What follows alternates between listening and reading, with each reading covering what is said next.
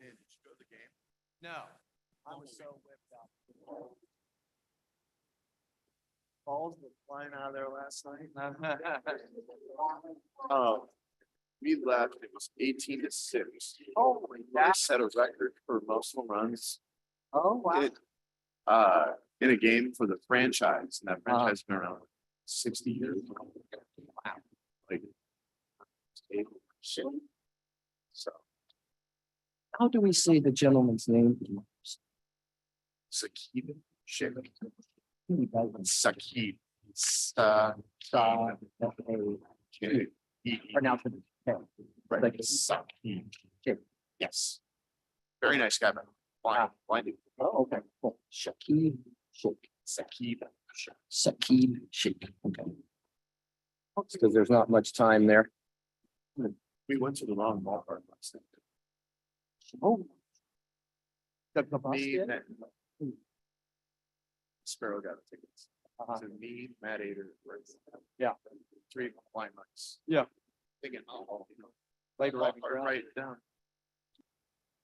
We're near where the College World Series is played. Yeah. It's not where they play. I don't think we're in the right spot. It was so funny. Oh my God. So then we had to get an Uber. Yeah. It was so thirsty. Oh, I can imagine. it's called. Trading place.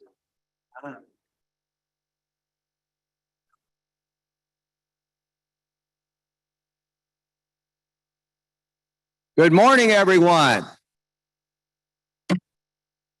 I call the ACB annual 2022 annual business meeting back to order. Welcome, everybody. I hope everybody enjoyed the baseball game last night. There were hardly any hits, right? It was almost a no-hitter, I understand. I think they set a record for the most home runs in a game there. Wow, it's pretty amazing. All right, everyone. First, as we get started, just a couple of announcement reminders. You all have all settled in well, but just one time, our ballroom is divided into 3 sections, A, B, and C. A is you first come in, B is the middle section, C is the end section. Rows are from the back, row 1 to the front, row 13. And the back 3 rows in the C section are for mask required only sections. So again, welcome everybody. I want to remind you that we're still enjoying having new people join our monthly monetary support program. So please consider doing that. The phone number to get hold of Gene Mann and join is 888-999-3190. That's 888-999-3190, or email her at askacbmms@gmail.com. That's askacbmms@gmail.com. Also, we're down to only about 25 raffle tickets left for the Braille Forum raffle drawing on Thursday night. So go to registration, get them, or see Alan Peterson. There's only a few left. So let's get all those raffle tickets sold out for a big $5,000 grand prize coming up on Thursday night at the banquet. So thank you for that. Now, I'd like to introduce 2 of our JP Morgan Chase Fellows to lead us in the Pledge of Allegiance. Cecily Laney Nipper from Covington, Georgia, and Kirsten Kelling from Grand Rapids, Michigan. They're laughing at me behind here, so we're all having good fun and trying our best. So here's Cecily and Kristen. Here we go.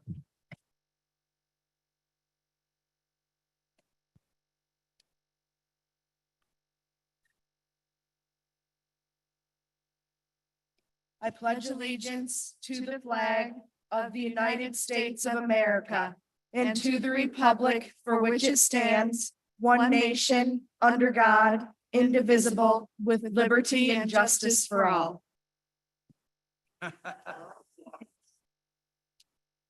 Oh, excuse me.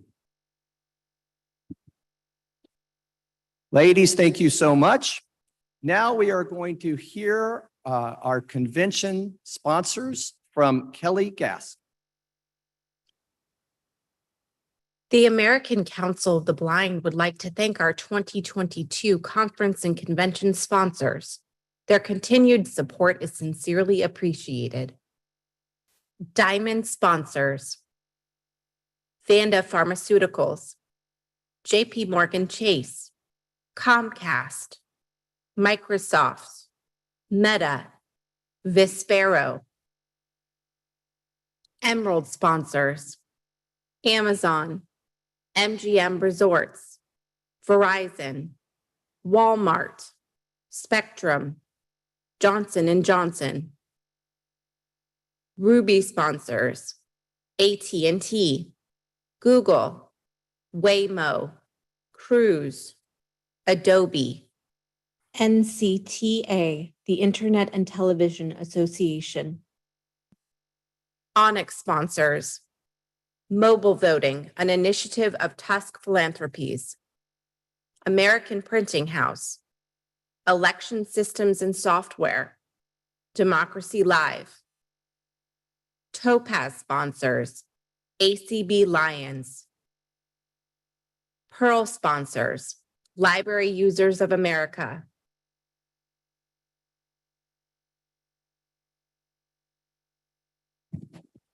Thank you, Kelly. And now we are going to hear via Zoom live this morning from our diamond sponsor of the day, Microsoft. And we're going to hear from Shakib Sheikh, Principal Engineering Manager at Microsoft, excuse me, from Bellevue, Washington. Shakib.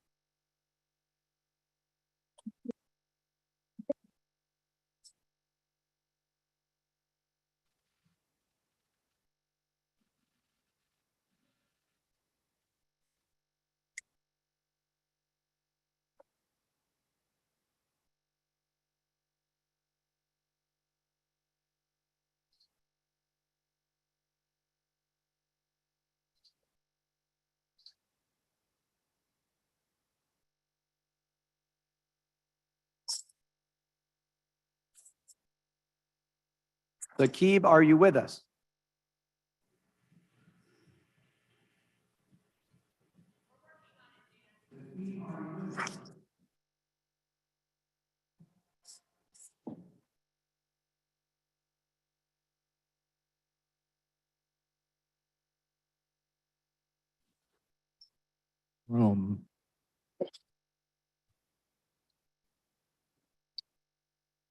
Yes, I'm here. I believe Steve was having some issues with muting, unmuting.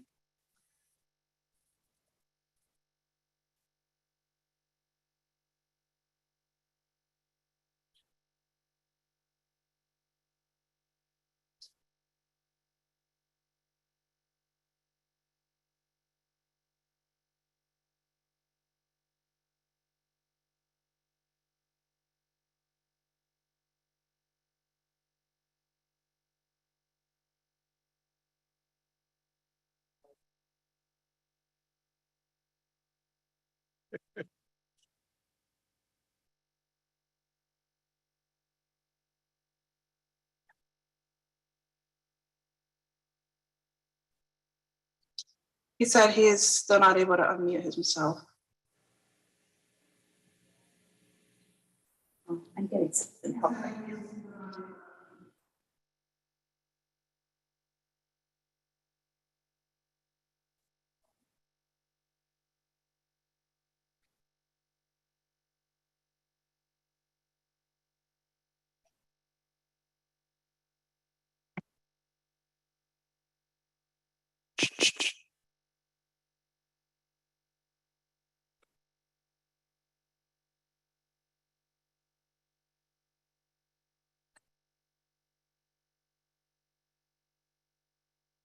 Jolene, are you there? I'm here, Rick, yes, I just texted Kelly, I don't have controls.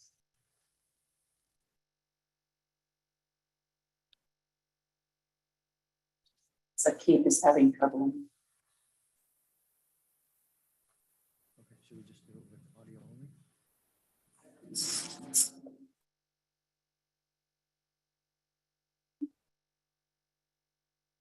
Okay, I understand we're having trouble with the video. Could we have them on audio only?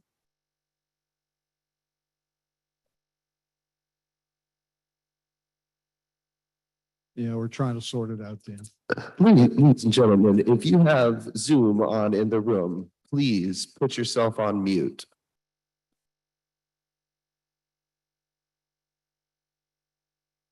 Michelle, we're trying to unmute from this side.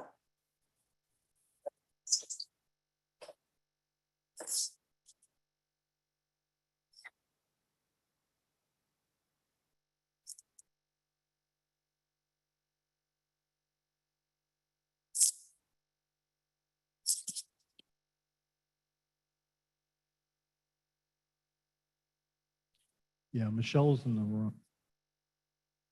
Michelle is able to mute and unmute.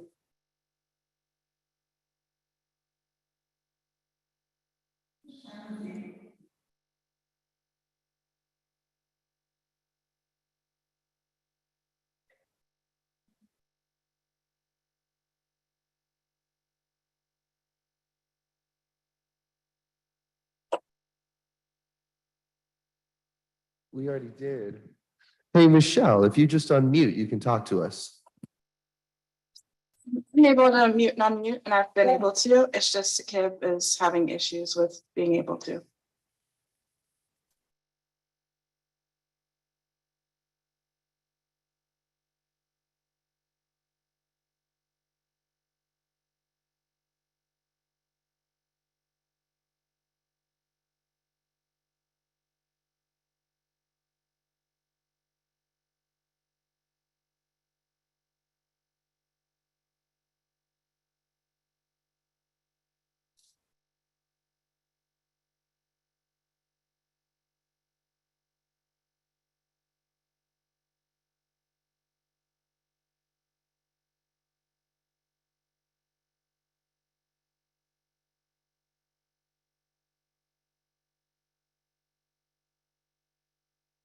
Hello. There you are. Ah, better. Phew. It was telling me I could not unmute myself. I was like, okay, this is not going to work. But thank you so much for having me.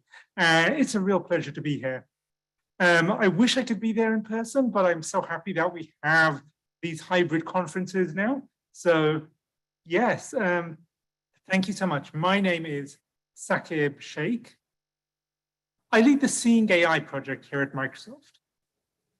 And today it's my pleasure to speak with you at convention. And I'm going to talk to you a bit about the backstory of Seeing AI. Maybe you've heard of it, maybe hopefully you use it. But more than that, some of the thinking that goes on in the team behind Microsoft Seeing AI and artificial intelligence in general.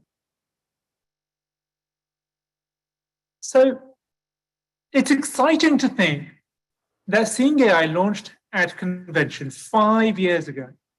And my goodness, we've come a long way in that time, both as a single product, but really more excitingly as an industry, as the state of the art to empower the blind community. So who am I and how did we get here? So I've been at Microsoft a number of years now, 16.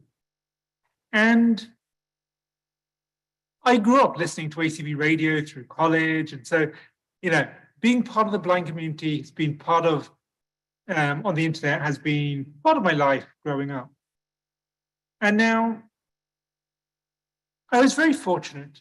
After spending 10 years or so at Microsoft, I was able to take my passion for accessibility and blindness, plus the reputation I'd built up as an engineer at Microsoft, and to be able to start building what turned into Seeing AI, definitely with loads of other people at Microsoft. It's not a one-man effort. No, no, no. I have a big team now who do great work. And in the beginning, it took so many people to make this happen. But my pitch to Microsoft was, we can truly empower people with disabilities through artificial intelligence. Artificial intelligence is a bit of a buzzword, but really it's the ability for computers to be able to do things that humans do. For example, understand what's in an image, just to give one example, to recognize your voice. And ever since I was at university, I was thinking about artificial intelligence and how do we use this to help more people? So we started this project a few years back now, and I really saw that the disabled community is often a driver of innovation. You often see that, we've been using talking books for decades and decades before Audible or other audiobooks became a thing.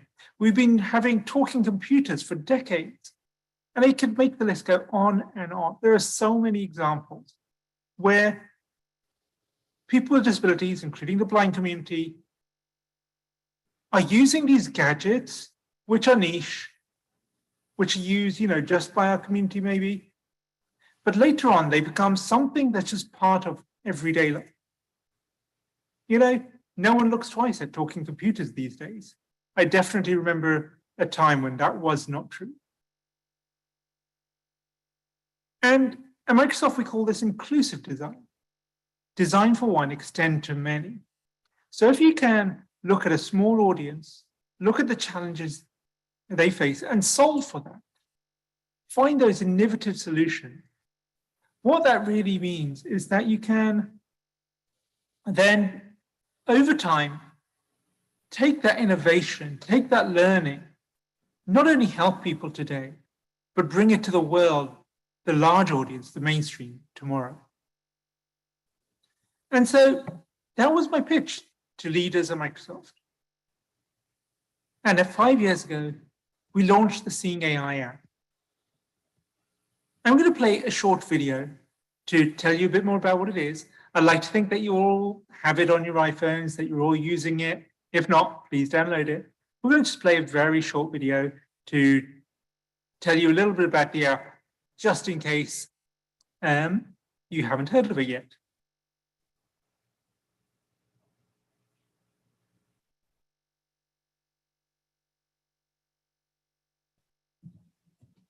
Let's play the video. Thank you, Shakib, for your wonderful remarks today, and congratulations and thank you to Microsoft for all they do to support the American Council of the Blind. Yes. Dan, they're trying to play a video and they don't have their audio on, so let's hold on here for a sec. Folks, if you want to stop the screen share and make sure that you click the box that says audio.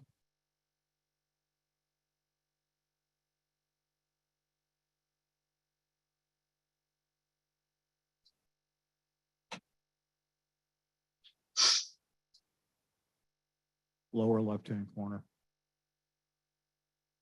Not to worry, we can just carry on as is without a video. That is not a problem. Yeah, let's do that. Okay, so we started off, again, 5 years ago at convention, Seeing AI, the talking camera app. It sees what you see. It sees what you see. You hold up the phone, it can read to you. It can recognize products, recognize currency, identify your friends. And the favorite part of this job to me is hearing from the community. And so I would encourage you to get in touch. Like, how are you using the app? What do you wish it could do? So as we started developing this, we started on this journey as ultimately this became my day job, which was a big moment. It became clear that, people are using this in all ways we never expected, from reading text on the wall, out the window, everywhere. It's this curiosity. We often think about productivity, and productivity is really important, but curiosity is the thing that we learned in the early days. It's like people just want to know what's written around, who's around, what are these objects. So as we learned from the community, we started developing more and more AI to do more and more things. We heard from people that, one teacher was using Seeing AI in a classroom to recognize students. That's not something we thought would be practical or usable, but that was really cool to hear. Well, people just identifying their products, sorting out their groceries when they got home, or reading their mail, and the list goes on and on. And of course, recognizing photos from other apps. So when Seeing AI 2.0 came out, we started adding features like handwriting recognition, identifying currencies. And with 3.0, we started exploring new features and new unique experiences, such as being able to explore a photo by running your finger over the touchscreen. So if you haven't tried this, it allows you to move your finger over the screen and you'll feel a little haptic bump every time you find an object. And it tells you what objects are in the photo, what text there is. And we've, again, heard from so many users from all walks of life that this is really useful in education to get an idea of spatial awareness. People have told us how they used it to read comic books and maps, which needs more spatial awareness. And that's not something we ever anticipated. Again, it's the community that was guiding us on what we can do. Moving on, just over a year ago, we launched Seeing AI 4.0. And between all these releases, of course, there are minor releases with improvements based on your feedback. But we thought, in many ways, AI for recognizing what's in a photo is coming a long way and is becoming built into the operating system. There are many other apps which are helping people in new ways. And that's really gratifying to know that the work we put out there is, starting to trickle out to more people. And we thought, what's the next thing? And we really came up with audio augmented reality, this idea that augmented reality is a way for a phone to understand the world around you. And so with a LiDAR equipped iPhone or iPad, we're able to understand not only what's around you, but how far it is. And we place that in the 3D space. It's a bit of an early experiment still, but it means that you can hear what's on the left, what's on the right, what's further away, so that the word chair will come from the chair itself. Or you could place a virtual sound on the door and hear where the door is, which direction, how far. Again, that's an early experiment, and that's really the spirit of our team. It's this communication, it's a conversation with the blindness community on the one side and scientists and engineers and Microsoft and in academia on the other. So how do we understand what are the challenges that the community faces? What are the things we wish we could solve for? And on the other side, what's the emerging tech that we can leverage in this privileged place at Microsoft to be able to bring more solutions? And that's something we're going to continue to do. We have some really, really, really exciting new experiments that we're working on. It's so painful not to be able to share them all with you today. I really wish I could. But you'll hear about them in the upcoming months. And we're really continuing on this journey of three themes. How do we help more people in more ways and further the state of the art? So we want to make Seeing AI available to even more people.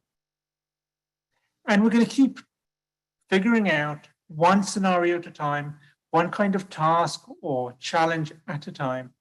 How do we bring emerging tech to bear to provide new tools for your daily life? And finally, we're also looking to how do we further the state of the art for the industry, move the industry forward? How do we, for example, create data sets for scientists and researchers across academia? Or how do we learn from images that our customers give us? Because right now we don't collect any data. We're very careful about privacy. But if we did, then what would that look like? How could we move the industry forward? So we want to help more people in more ways and further the state of the art. And really, you're a key part of that. I want to hear from you. Our team really, really enjoys your feedback. So would appreciate the emails, would appreciate, we can do user studies or phone calls, because really what we do depends on knowing what this community needs and how you're using the app and how we can work together to co-innovate, to find the next generation of solutions. And I really look forward to inventing that together with you. So thank you so much for this opportunity. It's been a pleasure. And I really hope that next year, things are a bit more back to normal and, we'll be back to walking the corridors and the exhibit hall at convention next year. So thank you so much for this opportunity. And please get in touch, seeingai@microsoft.com. Thank you, Saqib, and Microsoft for all you do for the American Council of the Blind. Next, we're going to have our Angels tribute for the day. We'd like to recognize Rod Shard, who was a longtime member of the Washington Council of the Blind before he moved to Colorado and was instrumental in the Colorado affiliate of the American Council of the Blind. Please let's hear the testimony from Rod Shard. ACB presents ACB Angel, Rod Shard, October 15th, 1954 to February 13th, 2022. A photo of Rod, a smiling white man, balding, in shirt sleeves. Linda Yaks. Hi, my name is Linda Yaks. I first met Rod Shard back in the 90s when he moved from Washington State to Denver, Colorado. His wife, Ellen, Rod, my husband, Dennis, and I hit it off and became really good friends. We worked together in ACB, both on the chapter and state level. Rod held offices in both the chapter and state level. He was president of American Council of the Blind of Colorado under the old setup, and then as chairman of the board when we moved to that configuration. His wife also served as a great assistant to me when I was president of the Mile High chapter. I know that Rod is a member of CCLVI and Diabetics in Action. Onset of childhood diabetes was the cause of his blindness and destroyed his kidney. In 2007, he underwent a kidney transplant. His wife passed away in the 2000s, and Rod continued on without her until he contracted COVID in February of this year. He was unable to beat it, and we lost him on February 13th, 2022. Rod, you were a great friend, and you will be sorely missed. I do consider you an angel, and it's with a great deal of pleasure that I have nominated you for the Angel Wall. A logo, ACB in print and braille. American Council of the Blind, together for a bright future.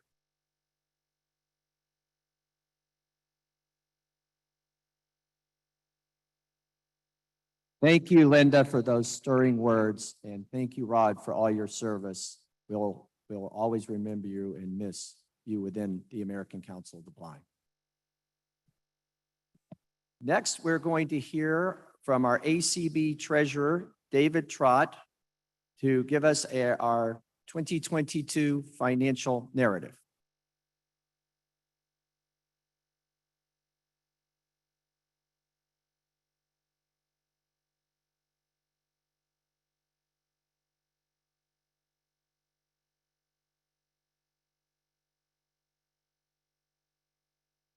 Dan, we don't have that video. Okay, thank you. All right, we will now move on to our presenter of the day, our ACB Secretary, Denise Colley. Welcome. Welcome, Denise.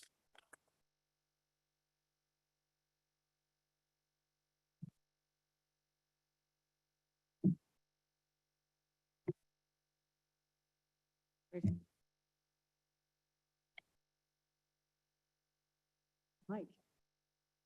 Oh, there it is. I'm short. Good morning, ACB. You know, oh sure, I had to follow the angel presentation on one of the most awesome people in the whole entire world. We're really going to miss Rod. He was an amazing friend. But I get the good day. Just get the good day, you know, I get the exciting day because I get to introduce all kinds of exciting stuff. One of the things that ACB does extremely well, and we wouldn't survive without it, is our ACB advocacy. Our advocacy and our legislative activities are the heart of what ACB does and is. And to talk to us this morning about our ACB advocacy updates, please help me welcome Clark Rockfall, Director of Advocacy from Alexandria, Virginia, and Swatha Nandakumar, the Advocacy and Outreach Specialist from Alexandria. Clark and Swatha.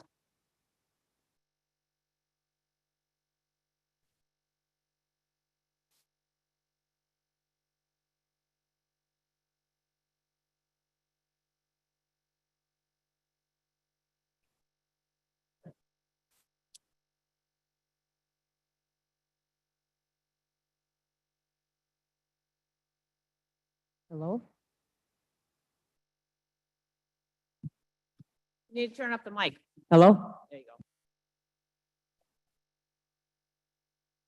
Thank you, Nancy. Thank you, Denise. And hello, ACB. Good morning, everyone in Omaha, on ACB Media and in Zoom land. My name is Clark Rockfall. I'm ACB's Director of Advocacy and Governmental Affairs, and it is so nice to be back in person with you all. So I joined ACB staff in February of 2019, and this is only my second in-person conference and convention as a staff member. So really nice to connect with many new faces, new canes, new guide dogs, but not new voices. And even among our advocacy committees and affiliate leaders, many of you who I've spoken with and corresponded with over the past few years, it's so nice to connect in person. And we also have a new voice and a new face who has joined the Advocacy and Governmental Affairs team. And I'd like to give our ACB Advocacy and Outreach Specialist an opportunity to introduce herself as well. Hi, everyone. I'm Swatha Nandakumar. I am ACB's Advocacy and Outreach Specialist here. So I've been here for over a year, and the first time I've been in person with you all. So new faces, new names, new people I get to meet, finding informed. So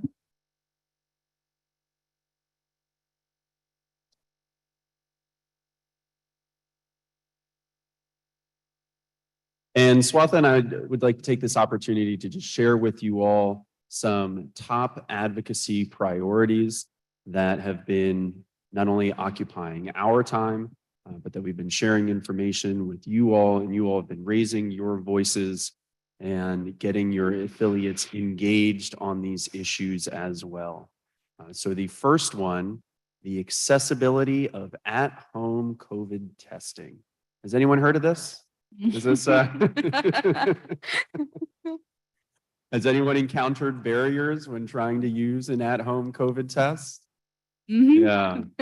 So from what we heard from our members, at the end of last year and beginning of this year, as the federal government was rolling out the nationwide free at-home testing service, ACB began communicating with the White House, the Department of Health and Human Services, the Department of Defense, to find out what they were doing to ensure that this testing service would also be accessible to people with visual impairments, people who are blind, people who are low vision. Notice I said Department of Defense. Well, follow the money, right? That's where the money was coming from to help fund this service and do logistics for this service. But primarily it's Department of Health and Human Services that's implementing and making this available through the US Postal Service and other ways. As we were doing this outreach, and as President Dan Spoon has shared previously, some of our members, we realized, have pretty strong connections, especially through the Audio Description Project and the Section 508 Subcommittee, doing work with the federal government. So through this channel, we discovered that the folks we really need to speak with are those at the National Institutes on Health. And of their 27 institutes, specifically the National Institutes on Bioimaging and Bioengineering, NIBIB for short. And we're excited that Dr. Jill from NIBIB will be joining us this afternoon at 4 p.m. to share the ongoing work of the federal government in this arena. Several ACB members, including Dan Spoon, Kim Charlson, Jeff Tom, Claire Stanley, and I have had the opportunity to join monthly listening sessions to maintain this issue as a priority with the federal government, with Health and Human Services, and with the White House. So we are excited that HHS is in the process of shipping some more accessible at-home tests to us here at the convention in Omaha. And they have not, to my knowledge, have not arrived yet. This was late breaking last week. So we're hopeful they get here as quickly as they can. And once they are, we'll be sure to let everyone know. And notice I said more accessible, because these tests do require the use of a smartphone and a smartphone application. They still do require the use of the nasal swab and the vials with the drops. So what makes them more accessible? It's the fact that they offer audible instructions, step-by-step instructions through the application. And once the test is completed, the test will communicate with the smartphone app and share the results so that you're able to read them using your accessible technology on your own device. So that's two major hurdles: knowing what the instructions are and being able to receive and understand the test results. But we know that because it requires a smartphone, that this is not a solution that will work for everyone. Certainly if folks don't have access to broadband, if folks, I'm going to tease her a little bit, but if you're like our convention coordinator, Janet Dickelman, and you just don't really care for your smartphone, this may make it more difficult to do. So we really want to keep pressing them to make tests from the beginning accessible for everyone, and not only COVID tests, pregnancy tests, which have been inaccessible for our ACB women and others for decades. Other forms of at-home diagnostic tests. There's no reason for people with disabilities to be able to take advantage of these at-home diagnostic services, especially when our folks in suburban and rural parts of the country have so many barriers to transportation that make it difficult to get to and from the doctor's office to do these sorts of tests in person. So please stay tuned. We are excited about the progress that has been made, but we know that this is a journey and we are only taking those first steps.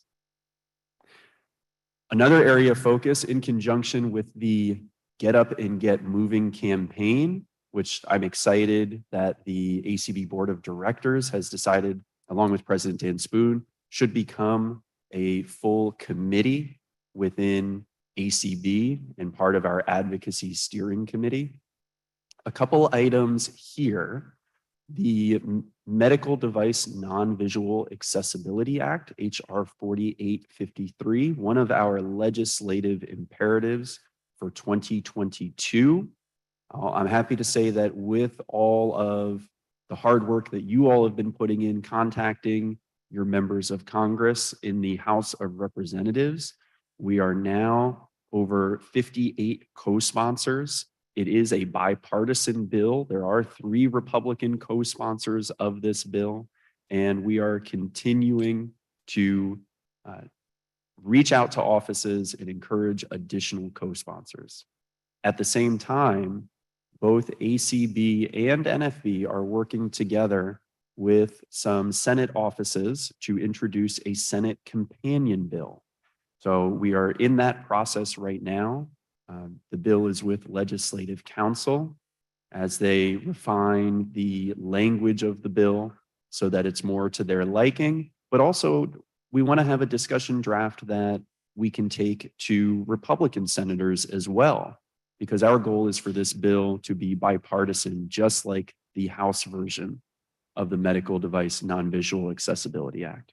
And similar to making accessible COVID tests, this legislation would require that any sort of durable medical equipment, diagnostic equipment to be used in the home or to be used by a patient in a clinical or assisted living setting, that it is accessible to people with disabilities, people with vision loss. So tactile user interfaces, audio output.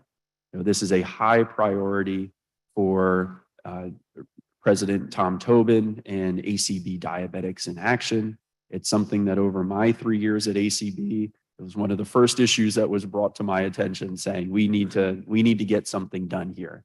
So we're continuing to work on that, and having this bill and growing support for this bill is a great step forward. Also, we don't want accessibility to begin in the health and wellness space only once folks have acquired a chronic or comorbid disease or illness, right? We want folks to have the tools and resources to be able to manage their health, to be able to take charge of their medical conditions and do so privately and independently. And that's why ACB, along with several of our partners like the National Council on Independent Living and Paralyzed Veterans of America, are working in the Coalition for Inclusive Fitness. And we are reaching out to gyms and facility providers, encouraging them to put pressure on exercise equipment manufacturers to make their machines and their equipment accessible. Because no one will argue that a gym itself or a hotel fitness center itself needs to be accessible for people with disabilities. You'll have a ramp to get in the door, you'll have an elevator, you'll have a zero entry shower, nice wide aisles between equipment. But then as soon as you step on that treadmill, that's where the accessibility stops, right? And that's not good enough. That's not good enough for any of you in this room. That's not good enough for the folks up here on the dais. And that's not good enough for the broader community of people who are blind. So we were very excited last year when Planet Fitness committed to purchasing accessible exercise equipment. This will take some time because manufacturers still need to make this equipment. But we are encouraging other gyms, hotel chains to do the same. And at the same time, we are working directly with manufacturers as well.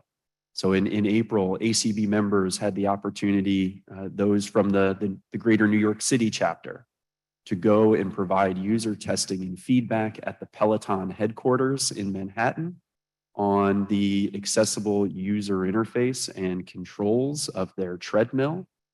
And also as Satana Howery, ACB member of the Information Access Committee and Audio Description Project, shared at the Information Access 411 earlier this week. We've also been doing some user testing and providing feedback to a company called Concept 2. And we're excited that tomorrow, ACB and Concept 2 will have a joint statement announcing that Concept 2 is rolling out their smartphone application that will allow people who are blind to use an accessible application that you can connect to their equipment. And once it's connected, not only will you have audio feedback in real time during your workout for your distance, your pace, your calories, your heart rate, but you will be able to program the workout that you want to do. So it's not just one-way communication, it is two-way communication with the equipment. All right, I'm glad that's getting folks happy and excited here. And once you have that data, you can also sync it to other health applications so you can track over time the progress that you're making. You know, you can be super on top of it, like ACB board member Jeff Bishop, who is well on his fitness journey. And actually, during this convention, he's kicking my butt in a fitness challenge. But he's remote and I'm here with you all. So I think I'm winning in the long run. So this is also more work that will continue with our partners in the federal government and also with our partners in the corporate space. Next, I'd like to turn it over to Swatha to talk about the priority, legislative and regulatory, that has been occupying the vast majority of our time here in over the past year. Yeah, so as Clark mentioned, our priority this year was accessibility. So as we all know, the web is not accessible to us. It's not always not every site is built to accommodate the screen reader or to for keyboard navigation. So it's a very big priority for us this year. ACB has been working with our partners in the disability space. So NFB, American Foundation for the Blind, National Disability Rights Network, and Disability Education and Defense Fund on a two-pronged approach to web access. So one, we're working with the Department of Justice to promulgate regulations for this purpose. So to make for rulemaking on how websites are accessible to blind and those users, and also to other disability groups. So speech disabilities, physical disabilities, mental disabilities. So as of now, the DOJ has put out guidance on accessible websites, but we want more. We want them to actually make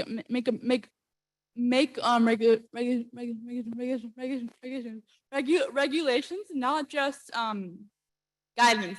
So we continue to work on this issue. ACB was among 181 organizations that signed onto a letter to urge the DOJ to make this a reality. And that kind of all those 20 orgs include many of our affiliates. So ACB of California, ACB of Texas, all those signed on to the letter as well. We also have support from the food space. So you mentioned all kinds of disabilities are included on this approach. So physical, mental, hearing, speech, they're all there. And so we're working with that. We're also working with Senator Duckworth of Illinois to introduce a bill on this issue, and we've been drafting the bill for over a year. And we are excited to work with her and her staff to get this bill dropped and get somewhere journey with legislation. So Thank you, Swatha. And the only thing I would add, Swatha, is that is Senator Duckworth from the great state of Illinois. Not only Swatha's home state, but home of the Illinois Council. And I know we've got some folks, I've already heard Ray Campbell in the room here this morning. So, yeah, so, and again, this wouldn't be possible without the efforts of everyone in this room, all of our affiliates, everyone, like Swatha said, who signed on to that letter back in February.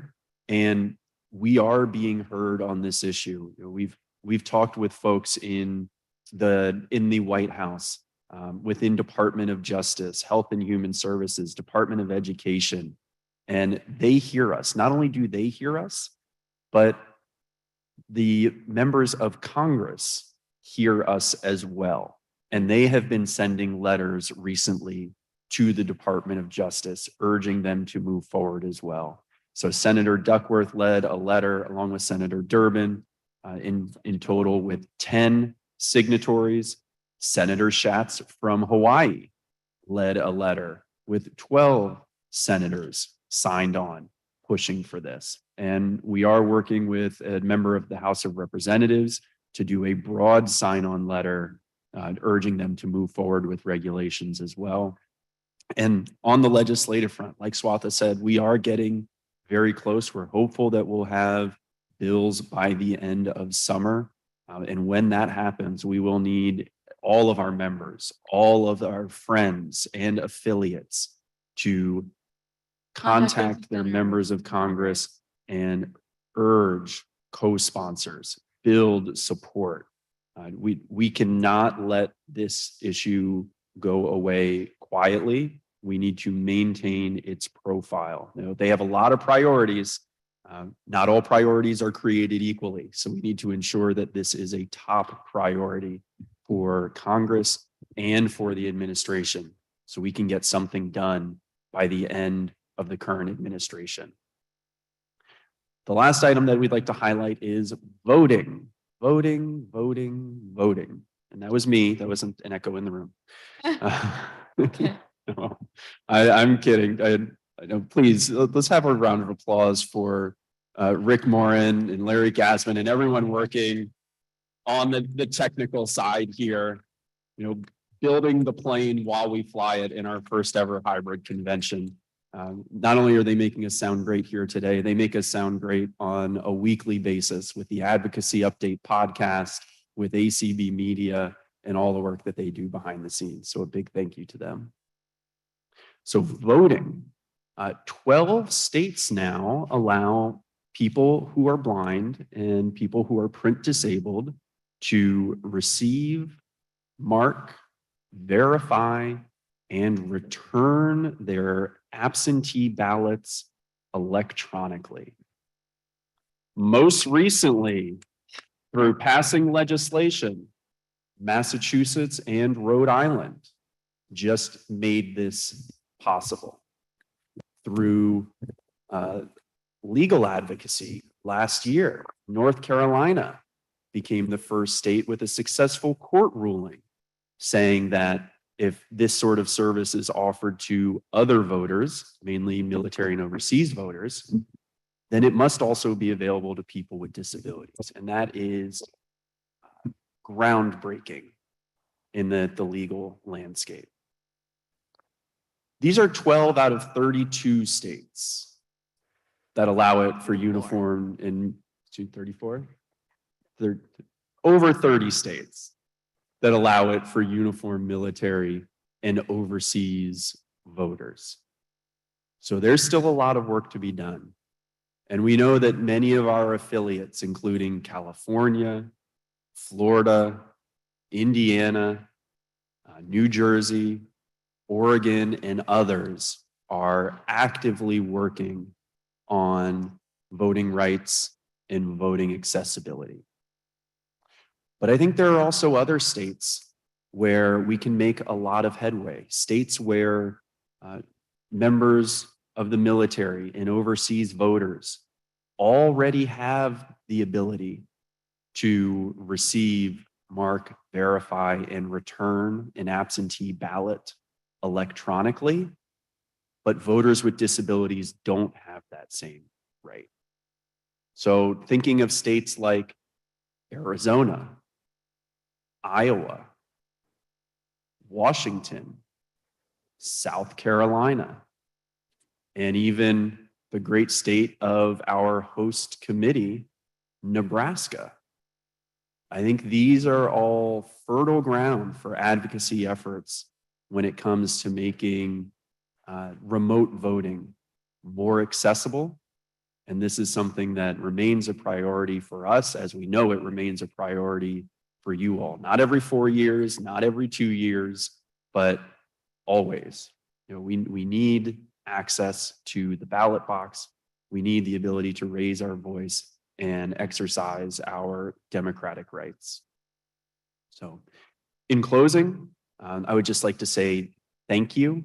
Thank you to all of you for the advocacy work that you do. And a big thank you to our affiliate leadership, our presidents, all of our advocacy and legislative chairs who are active on these issues and many more at the state and local level. But also thank you to our advocacy steering committee. We have a lot of great folks from our board, from our memberships and our affiliates who are actively engaged, as you can tell by the convention programming this week, whether it's transportation and pedestrian and environmental access, or it's information access. Lord knows the resolutions committee has put in their time over the past few months, and I'm sure they've got some busy days and nights ahead of them. Oh, but you know, Swatha and I, we can't do this alone. We don't want to do this alone. You know, there are over 20 resolutions coming forward this year. There were 30 resolutions last year, and we need all of ACB to be engaged with our advocacy efforts. We need our members, our affiliates, our committees to help carry the burden, join us in the advocacy efforts, and move these issues forward. Swatha, for folks who would like to learn more about our advocacy efforts, what are some of the ways that they can do that? Yeah, so they can email us at advocacy@acb.org, or they can call us, or rather me, at 202-467-5081. We've got a podcast that Clark mentioned. We put out like every week or so. We've also got information online for our members and others to learn about our efforts. So join us. Yes, and also the Dots and Dashes newsletter often has advocacy updates, as well as the Washington Connection phone service. And both of those are made possible by our great ACB editor, Sharon Lovering. Mm-hmm. And ACB's social media often has advocacy related topics and information. So whether it's tweets on Twitter, posts on Facebook, or live videos on Facebook Live and YouTube Live, we couldn't do those without our communications specialist, Kelly Gask. So of course, a big thank you to Kelly and to Sharon for all the work that they do to make Swatha and me look good.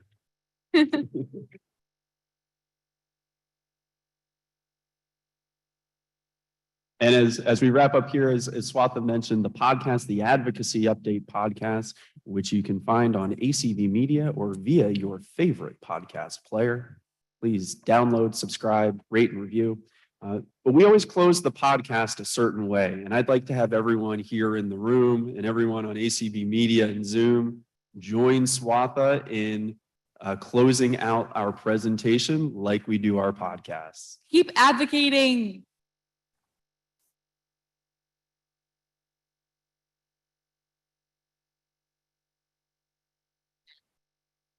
Keep advocating is right. We have time for a couple of questions. So if you have a question, we'll take one from in the audience and one from Zoom. So we'll do the live audience first. If you have a question, please raise your hand. Thank you. This is Christy Crespin from Highland, California. Oh, okay. And I thank you, Swatha and Clark, for your presentation and for doing the wonderful work that you're doing. And I'm wondering where we are on the accessible currency front. Thank you. Oh, Swatha, look at the time. I think we have that 9:30 that we need to go to. That one might take all day to answer.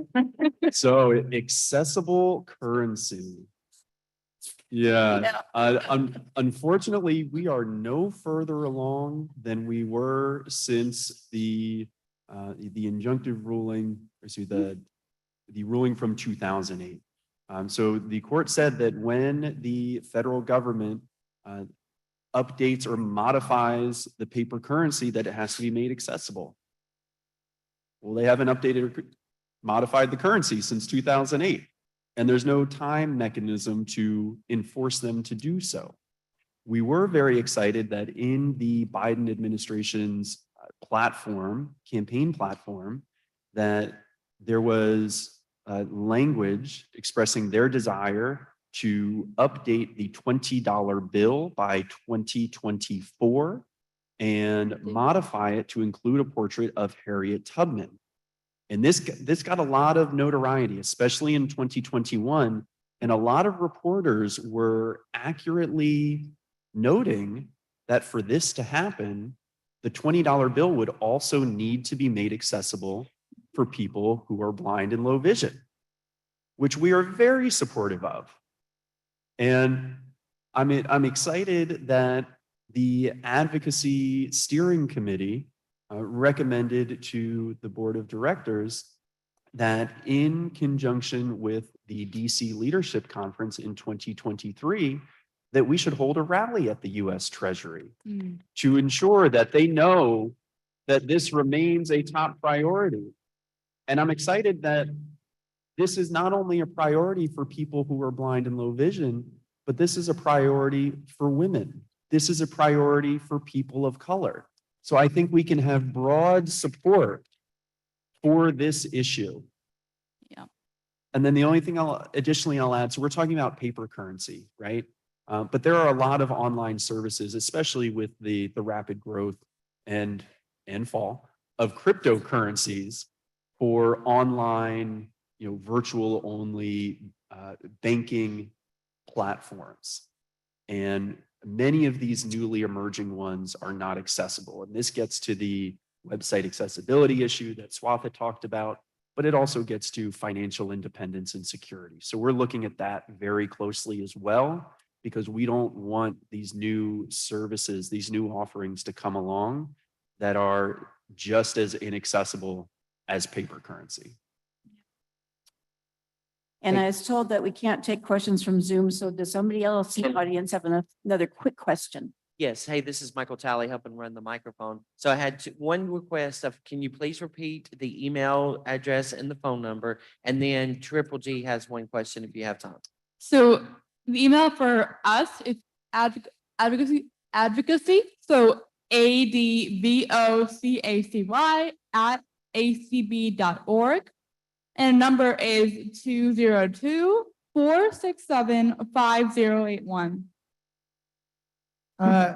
Clark and Swatha, real quick. I'm encouraged that more and more exercise equipment is, this is Greg from Waukesha, Wisconsin, by the way. I'm encouraged that more and more exercise equipment is coming at a lesser, hopefully, expense, because Peloton is very expensive. And it is my firm belief that just because of accessibility, we shouldn't have to pay more for exercise equipment that we can use. So I'm wondering, have you had conversations on that front, on the expensive exercise equipment and for people who are blind and visually impaired, and what other companies might be signing? Sure. Yeah, no, I'll take this question. Thank you for that, Greg. And I agree with you. And exercise equipment's like a car. You can spend as much or as little as you want to. One thing that we are ensuring is that no company is charging more for accessibility. It will not cost a blind person more than it costs somebody else to use the products of a given provider. But we are also trying to reach out to any number of equipment providers to ensure that their products and services. One thing that we are noticing is that other sectors, exercise and fitness equipment are going to smart and connected pieces of equipment. And this is good and bad, right? It raises the price, but it offers more capabilities. Many of these user interfaces operate on like an Android smartphone or tablet because, well, they are an Android tablet. But being so, we know that accessibility is included in the operating system. It's just a matter of making them aware of it so that they can engage that part of the software to make it accessible.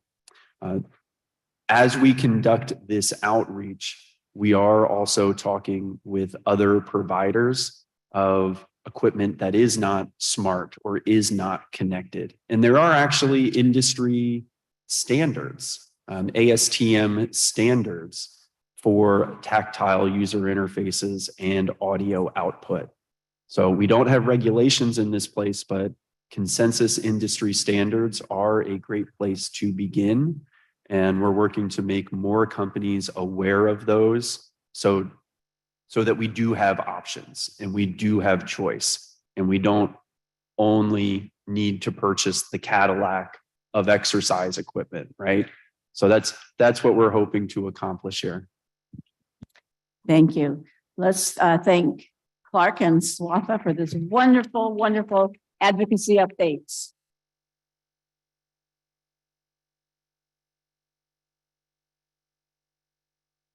Next, we're going to hear from the man who I like to fondly call Mr. Money because he keeps us in line financially. To hear an update on where we are financially, I give you David Trott from Talladega, Alabama, who is our ACB treasurer.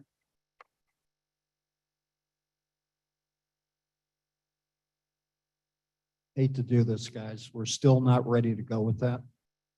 All right. How about the scholarships? Are we ready for that one? CCLBI?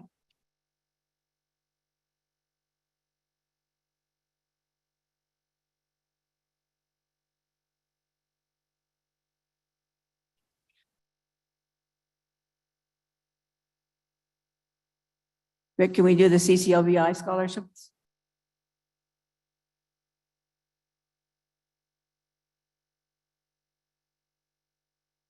Yes, we can do the CCLBI. All right, so next, we're going to, you heard from our first group of ACB scholarship winners yesterday. Today, you're going to get to hear from our 3 CCLBI, Council on Citizens with Low Vision International, for anyone who doesn't know that acronym, scholarship presentations.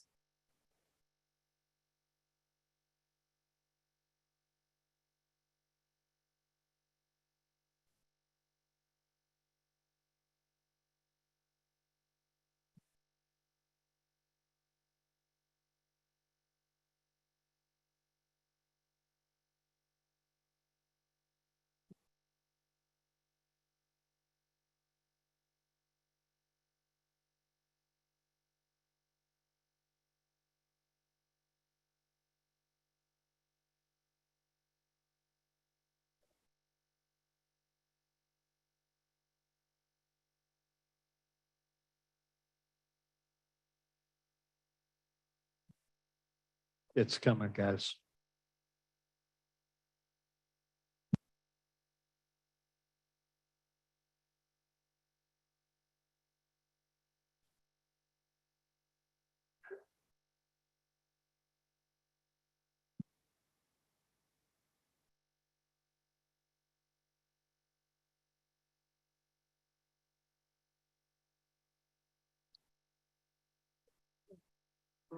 CCLVI presents Fred Scheigert Scholarship winner. Faith Norby, a smiling white woman with long dark hair. Ralph Smitherman, CCLVI presenter. Hello, everyone.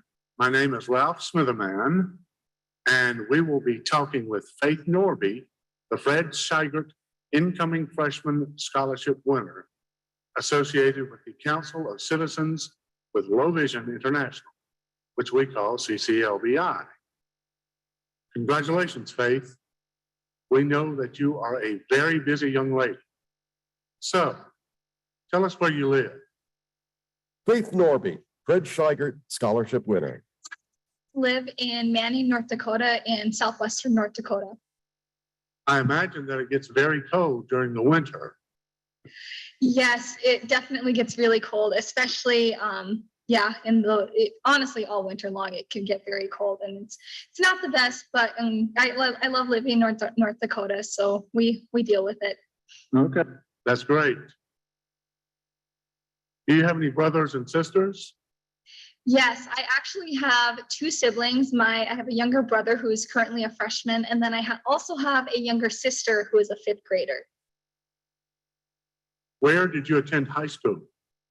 I attended Killdeer Public School, which is the closest school to Manning. Manning doesn't have a school, so I go to Killdeer. Okay.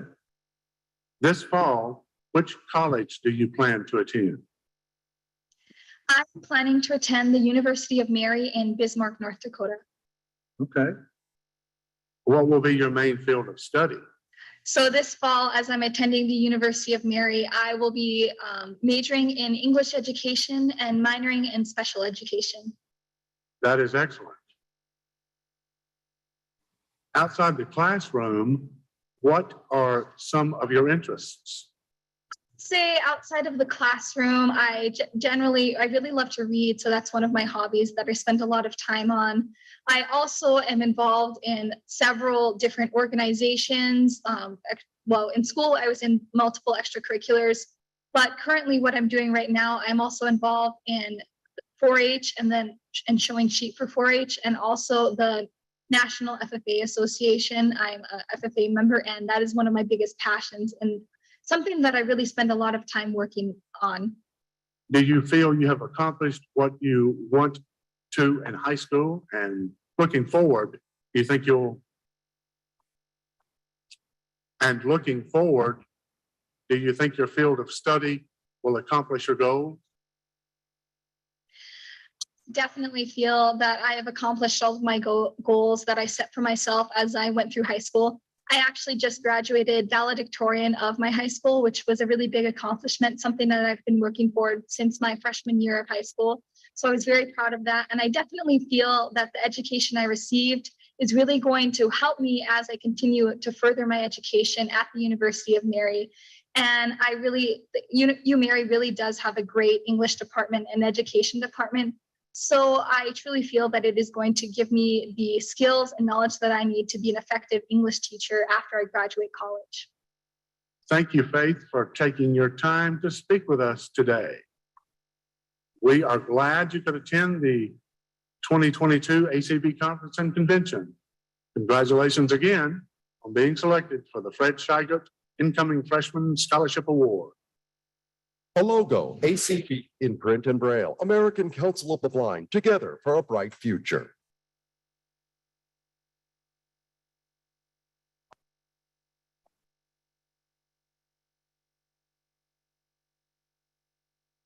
CCLVI presents Fred Scheigert Scholarship winner. Grace Patterson, a grinning white woman with short blonde hair and wearing glasses. Kathy Farina, CCLVI presenter. Hi, Grace. Hi, how are you? I'm doing well, thanks. How are you? Good. Good. Well, we're here to talk about our Fred Scheigert Scholarship, which, you've won the undergraduate scholarship. And so I'd like you to tell us a little bit about yourself and what you're majoring in and how you got interested in the field of study you're in. Grace Patterson, Fred Scheigert Scholarship winner. Sure. So my name is Grace Patterson, and I am currently a sophomore at Florida Atlantic University's Wilkes Honors College. I'm currently double majoring in English and law, and I've just added a business administration minor. I became interested in the legal field because I've seen the kind of discrimination that not only the blind and visually impaired community has faced, but the entire mental and physically handicapped community. And I believe that with my experiences as a disabled American, I can enhance the legal field and hopefully create more equal opportunity for those with disabilities under the law. And how did you first become, I mean, was it when you were in high school, or how did you first become interested in law? What got you into it? I wanted to be an attorney since about the 4th through 5th grade, because I've been watching a lot of true crime episodes at the time, and I really got interested in that and kind of discovered the career in that sense. But I really didn't understand what the career entailed until probably about high school, when I really became invested in that career path. Can you tell us a little bit about that program you were in high school, where you were, it was actually like a court, you got to kind of play the part of an attorney, right? Yes. So in high school, I volunteered at the St. Petersburg College or Judicial Courthouse, where I was able to work directly with state attorneys in a program called Teen Court, where teenage misdemeanor criminals would come in and kind of play out a trial, but the criminal record wouldn't go on their permanent record. So us volunteers would kind of act as the attorneys and the jurors in that case. And we would get that legal experience, and it would also be beneficial to the community because it would be a reform program for those juveniles. Mm-hmm. Wow, that's interesting, and I'm sure that kind of catapulted you into more specific interest in the career. Right? Tell us something about yourself that you'd like us to know that we haven't already learned. This goddamn thing keeps turning itself off. And I just computed. It's like, remember we had the problem with that damn thing. That happened today. Washington, D.C. I have a feeling that there's something coming down and as a the delegate, you have internet to connection. maintain a The Zoom, you can do remote control stuff, right? But it's all supposed to be all turned off. It's almost acting like somebody's and hopefully remote come trying to to real open world the door. solutions to issues that the real United Nations is dealing with. So we have to just watch that. Yeah. Very good. I am from St. Petersburg, which is kind of near Tampa in Florida. Hey, Ryan. But I attend college in Jupiter, Florida. And which is the college again that you're in? I'm in the Wilkes Honors College at Florida Atlantic University. Well, we're glad that you're twice today, and we'll wish you well. I hope that you're especially in the future endeavors. I think you will be. And we're glad that you participated, and we're glad that you're further your career. Thank you so much for having me. That's very nice. Thank you. A logo, ACB, American Council of the Blind, together for a bright future. Was my microphone open here? No.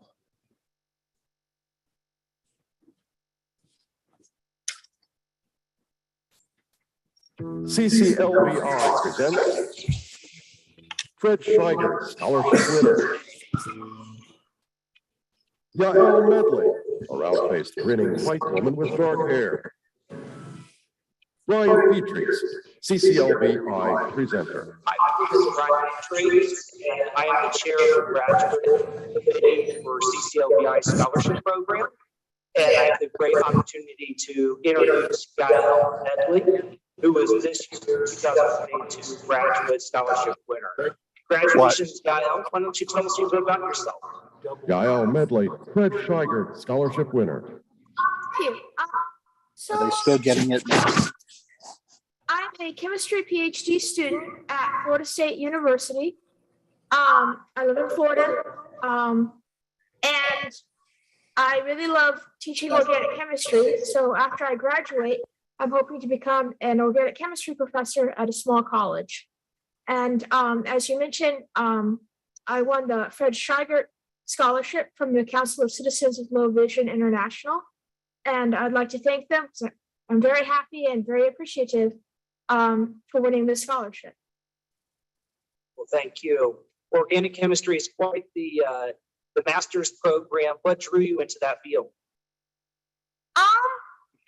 I just find it very interesting, and I really enjoy teaching it. Basically, I tutored organic chemistry for several years, and I think it's a very interesting subject and something I really love sharing with students and helping to explain how to solve problems.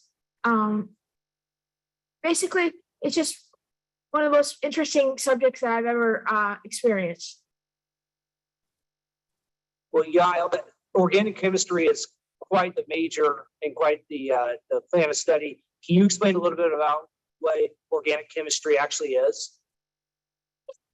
So, organic chemistry involves studying compounds that contain carbon and hydrogen and the reactions that these compounds undergo.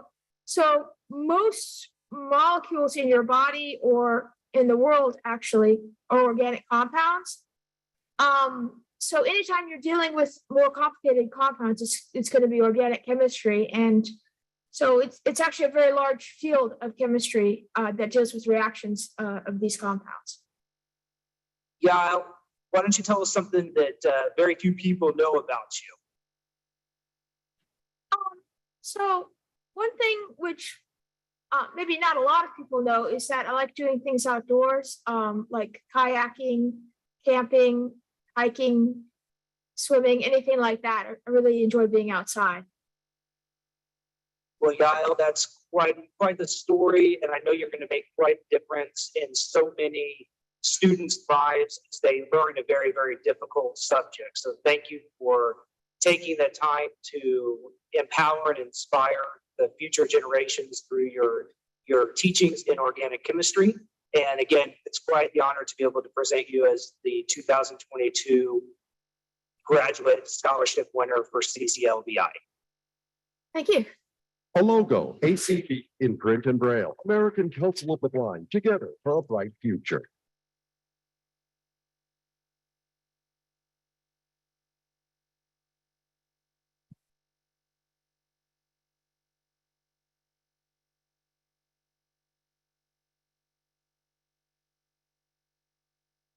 Please, just one quick reminder, again, if you are listening on your Zoom and the webinar, please be on mute. We are really working hard to try to eliminate the echo, and we think a lot of it has to do with people that are in the hall and they're listening on their Zoom webinar through their smartphone. So please be muted if you're doing that. Thank you. Now here's Denise.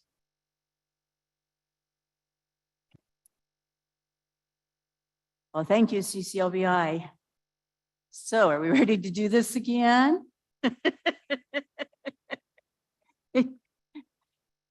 Once again, I introduce David Trott, our ACB treasurer, to tell us what's going on financially in our organization.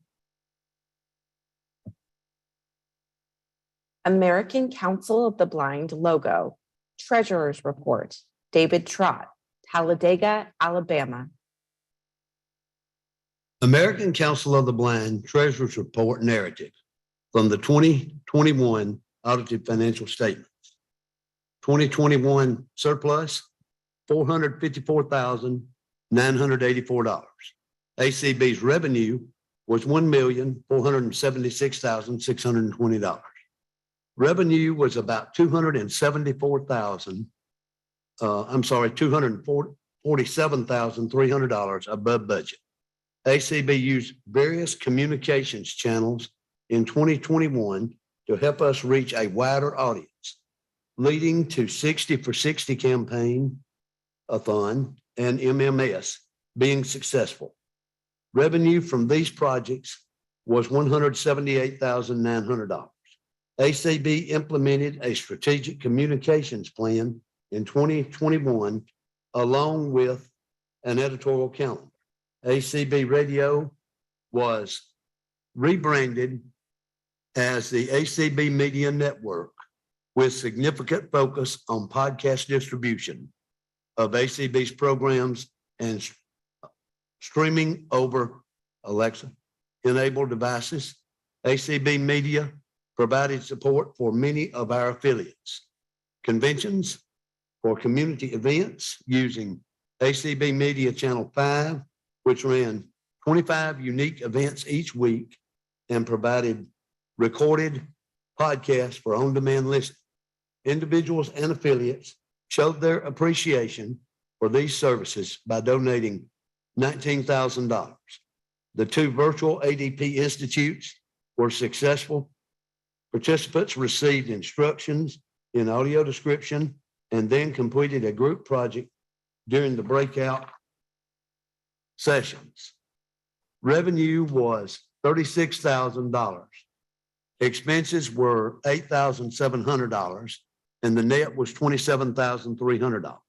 The audio description gala was introduced in 2021 to raise funds to support ACB's audio description project, ADP, and honor the significant achievements in media, as well as to recognize the best of television, streaming, and film industries' commitment to accessible media for the blind and low vision audience. Gala revenue was $66,200. Expenses were $27,100, and the net was $39,100. The audio description project held Descriptathons 6 and 7, which promoted accessibility of audio description in the national parks, and this was completed in partnership with the National Park Service and the University of Hawaii. The scholarship program provided over $97,000 in scholarships to 24 students, with the scholarships ranging from $500 to $7,500.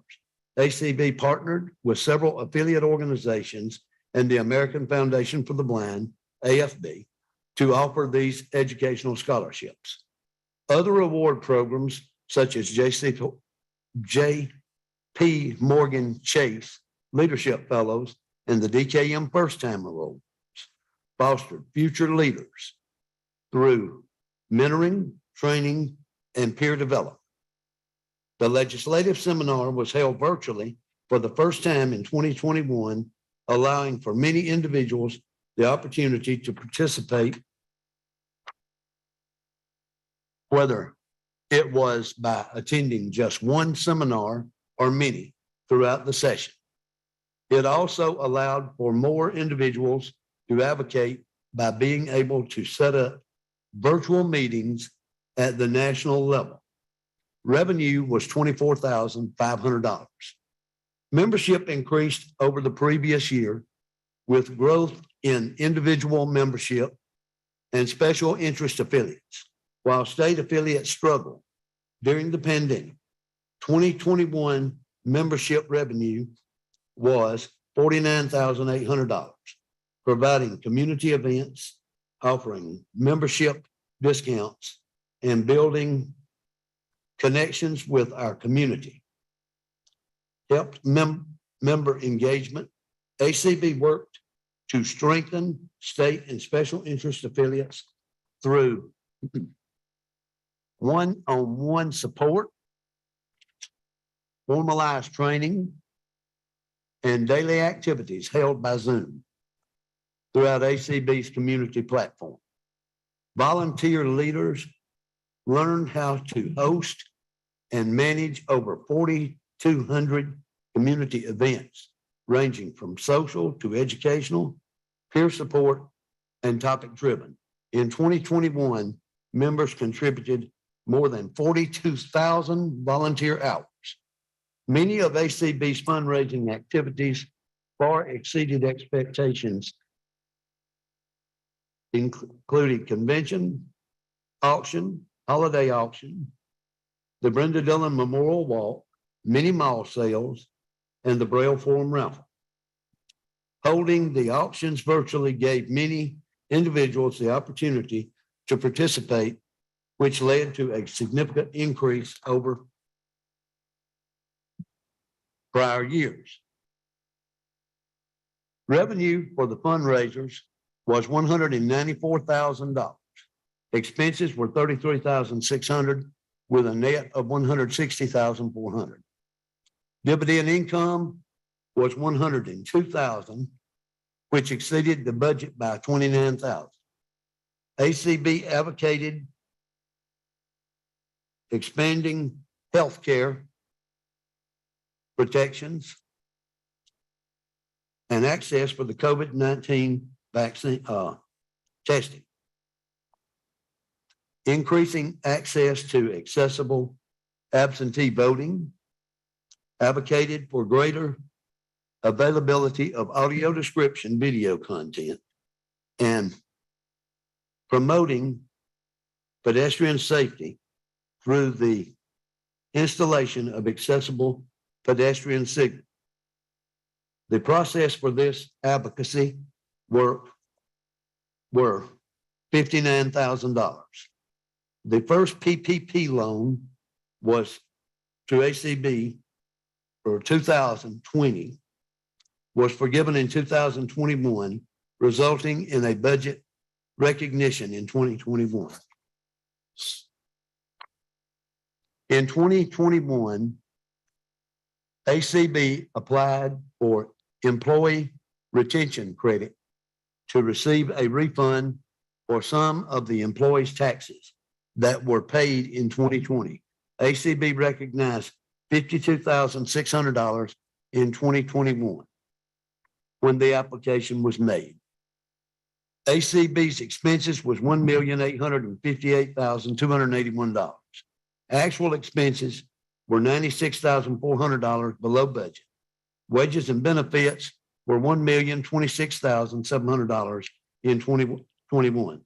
There were 3 staff positions added: the manager of communications, the audio description coordinator and grant writer, and membership services administrative assistant.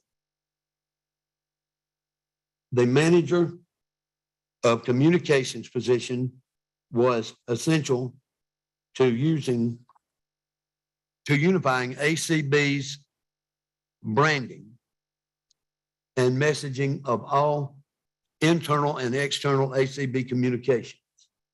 The grant writer contract position was converted to an ACB staff position with the added responsibility of coordinating the needs of the audio description project. ACB received grants in 2021 from the National Park Service, Delta Gamma Foundation, Washington Aid Association, the Gibney Foundation, and Google for audio describing national parks. The membership services administration stated assistant position was possible because of a grant ACB received, and this person was instrumental in providing oversight of the community event schedule and membership support.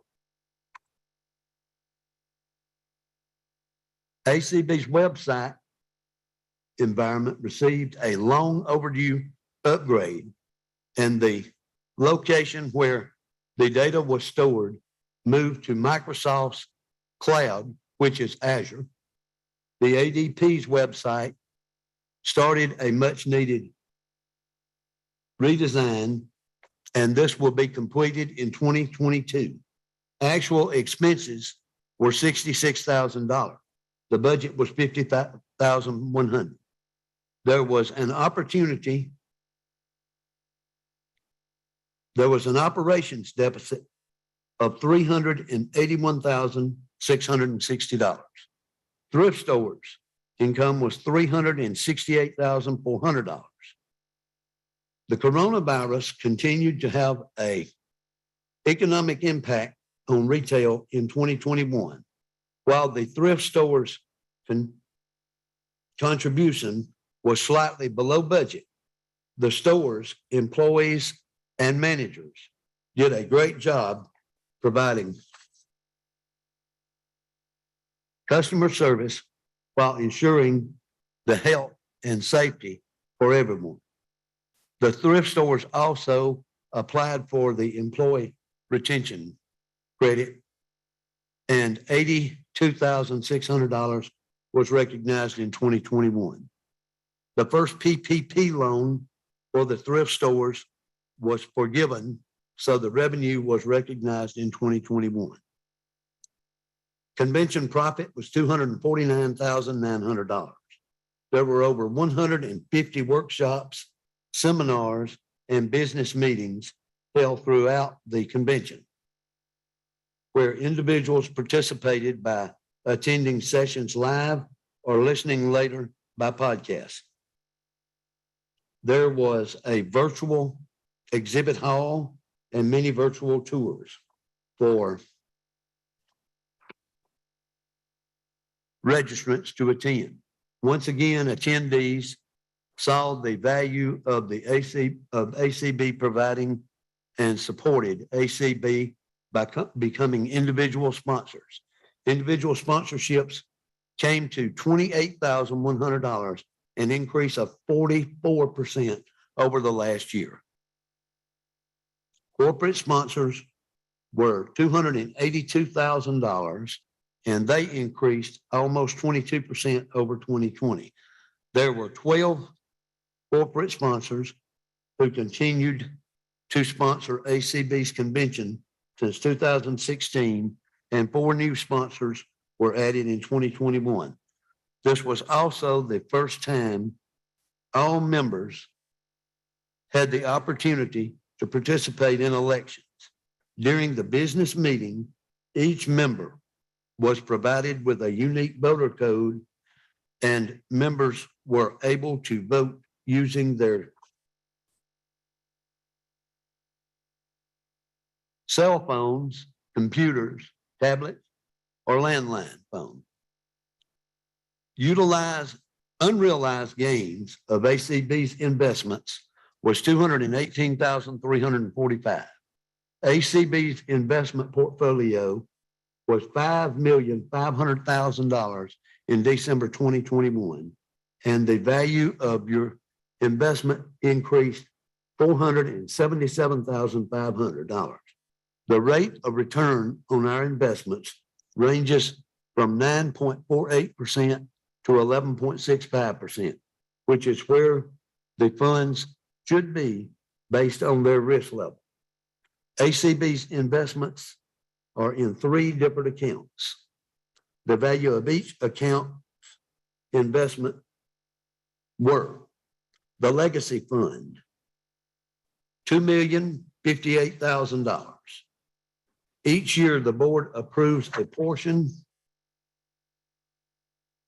of these funds to be used to meet operating expenses for the following year. The endowed funds were $1,545,700. Portions of these funds are used for scholarships each year. The reserve fund was $1,896,300, and these funds need board approval to be withdrawn. If you would like to have additional information pertaining to the financial statements, please contact David Trott, ACB Treasurer. A logo, ACB in print and braille, American Council of the Blind, together for a bright future.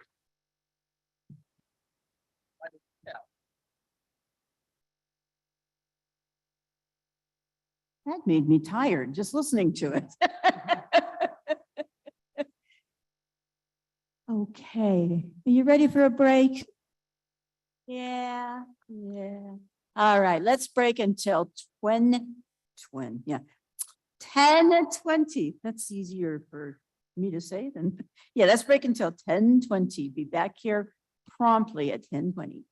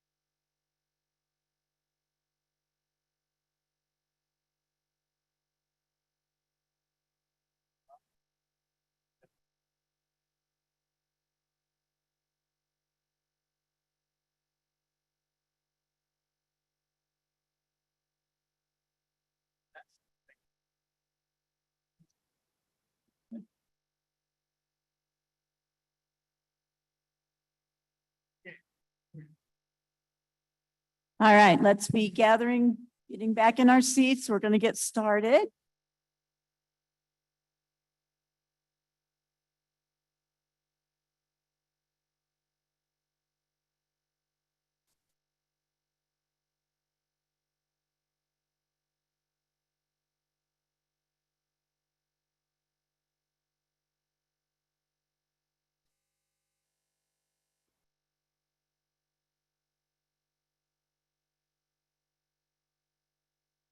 Okay, if I can have everybody's attention. Our exciting morning goes on.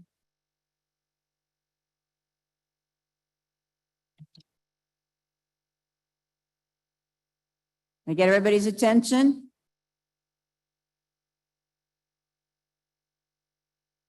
Yes. Quiet.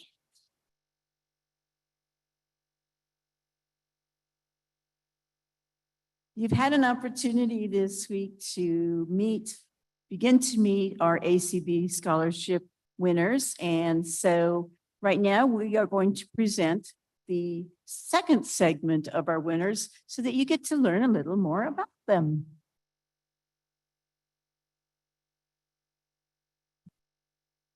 The American Council of the Blind, ACB, and the American Foundation for the Blind, AFB, are again partnering together to offer educational scholarships ranging from $2,500 to $7,500 for legally blind students. Congratulations to our 2022 scholarship recipients. Brody Enoch is from New York, New York. He is a post-secondary student returning to school after an absence and is pursuing a law degree. This fall, he will be attending City University of New York School of Law. Brody is receiving the Fiorito and Dillman Scholarship. A bald black man with a mustache and goatee. It's been a long progress. I started out as a political scientist. I figured I wanted to know how the world worked. And then I went and I received my master's degree in social work because I figured, I have to help. I want to help people. And everything I've done over the last 15 plus years, 20 years, has always come back to me sitting in a room with an attorney telling me what I can or can't do. So I figured I'm going to cut out the middleman and just become the attorney myself. Tatiana Oliver Hughes is from Dunbar, West Virginia. She is an entering freshman interested in pursuing a degree in philosophical law and policy. This fall, she will be attending Washington University in St. Louis, Missouri. Tatiana is receiving the Dillman Scholarship. A black woman with long braided hair. So what got me interested in my field of study is just kind of overcoming little prejudices every day. Being a Black blind woman in America and just being surrounded by family members in similar situations, I was able to notice just the little disadvantages compared to, some of my other peers, some of my fully able peers, some of my white peers. Just issues that were kind of laid down in the laws of our country and our civil rights. So I was really inspired to examine those and fight to make sure, just basically fight oppression overall. Julia Murray is from Pittsburgh, Pennsylvania. She is an entering freshman interested in pursuing a degree in exercise science, pre-occupational therapy. This fall, she will be attending Slippery Rock University in Slippery Rock, Pennsylvania. Julia is receiving the Social Work, Rehabilitation, and Teaching Subcommittee Floyd Walls Scholarship. A fair-skinned white woman. So I think the largest thing that made me interested in occupational therapy is all the supports that I've had growing up. So I've worked with many people that helped me access the world around me as a deaf-blind person. I both have a hearing and vision loss. I wear cochlear implants. So I've had a vision teacher, hearing teacher, and an intervener who have worked with me. And my mom was also a huge advocate in my life. So I wanted to do the same for other people. So I think that's the main thing that has really inspired me to want to become an occupational therapist. And I love how occupational therapists are, what I like to say, daily driven. So they work with patients or clients with daily living skills, if it's motor skills or basically anything that they would need on the daily to access the world around them. So I think that's probably the biggest thing that has inspired me to go into occupational therapy. Hussein is from Austin, Texas, but is originally from Iraq. He is a graduate student pursuing a master's degree in social work. This fall, he will be attending the University of Texas in Austin, Texas.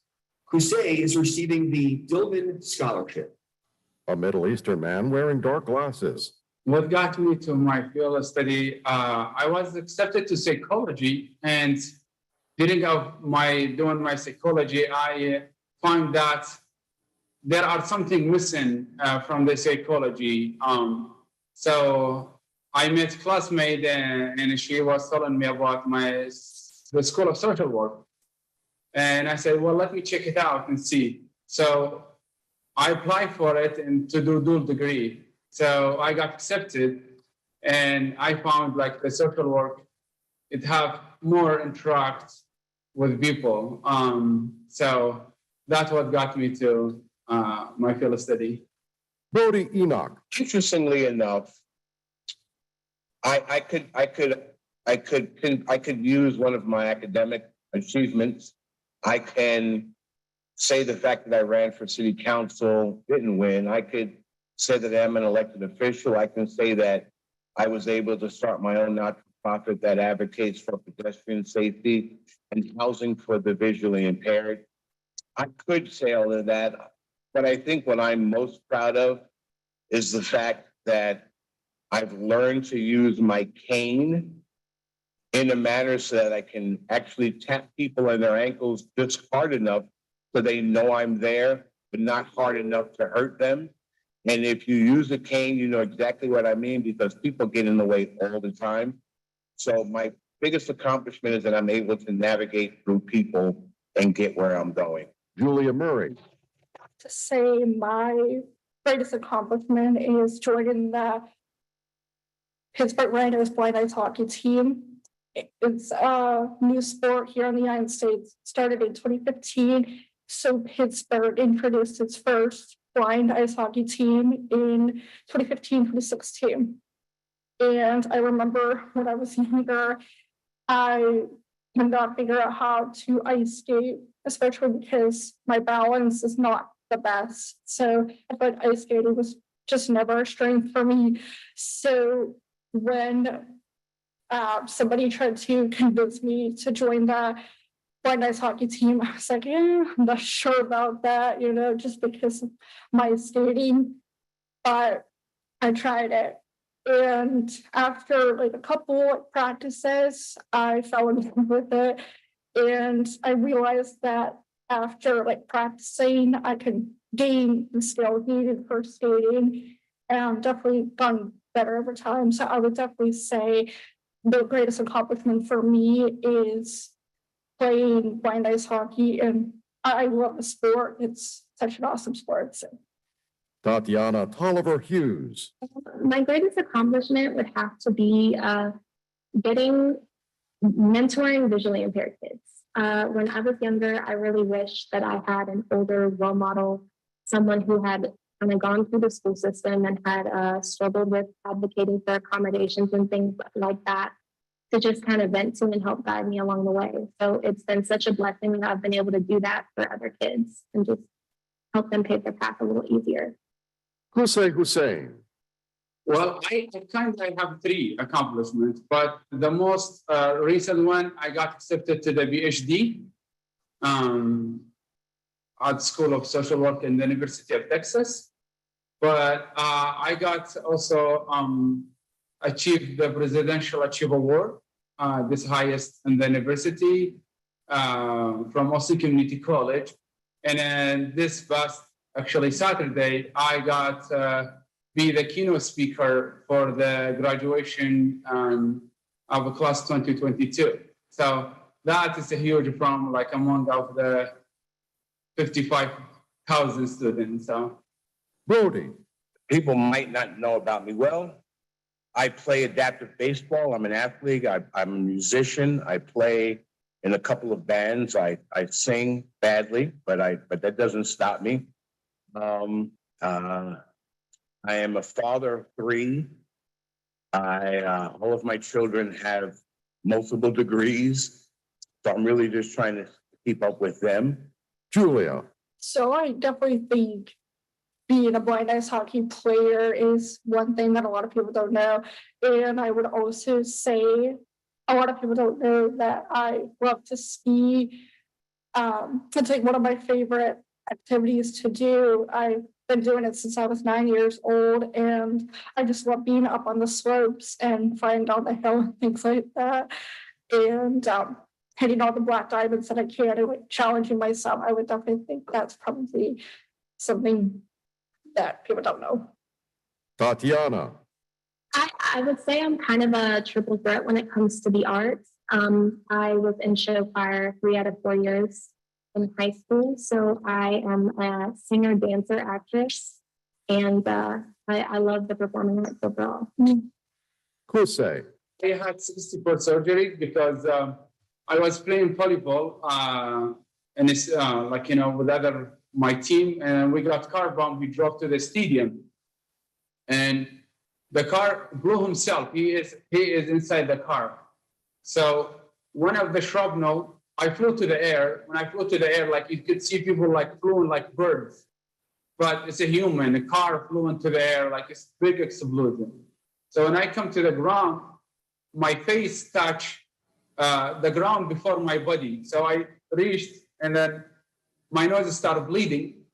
And I said, okay, like just my nose broke, let me run and I could fix it later. So when I started run, shrapnel hit me exactly in the right side of my skull, and it dropped half my skull, right cheek, and my nose.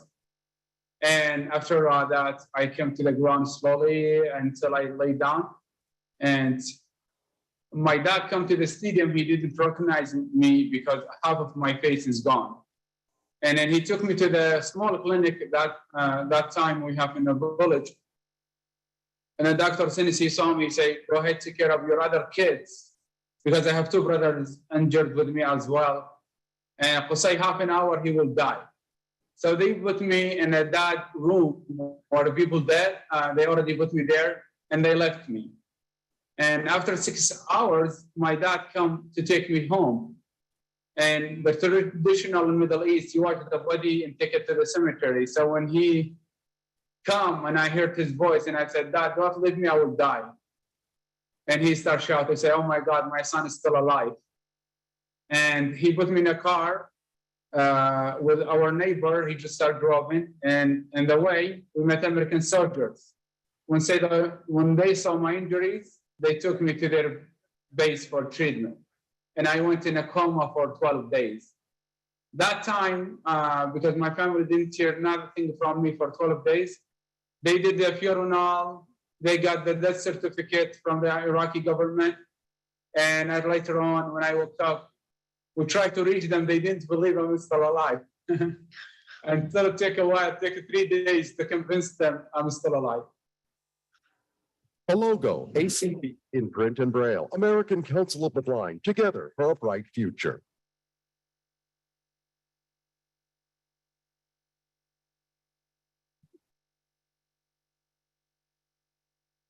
Aren't these guys wonderful?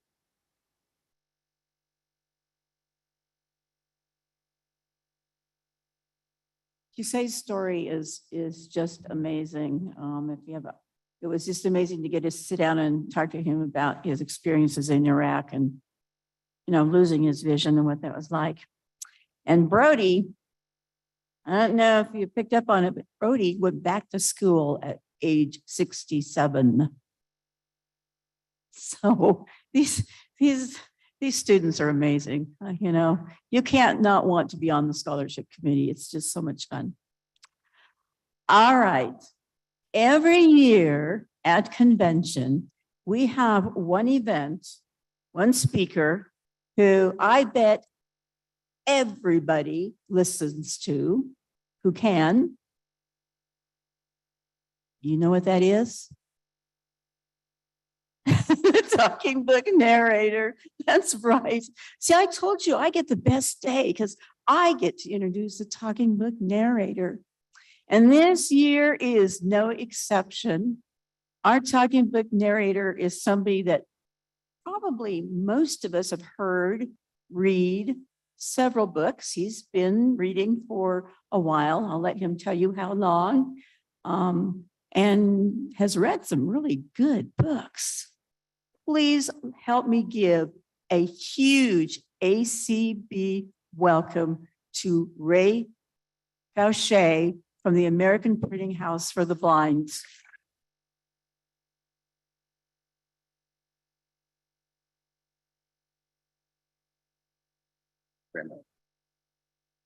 Thank you very much.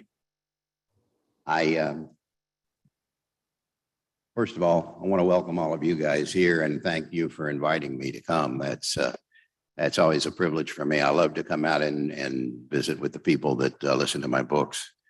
And I know a lot of you have come a long way. I did too, from Louisville, Kentucky. So it's always fun to get together. It's really neat. I think they want me to kind of let you know how I got into this strange arrangement that I do now and talk a little bit about how it goes.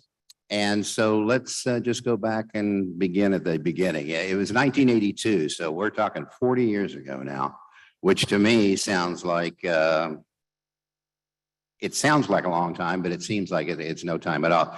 But I was working for a local TV station in Louisville, and I'd been doing announcing there. That wasn't the only thing I did, but I did that, and I got to know some of the other guys who were announcing at the time.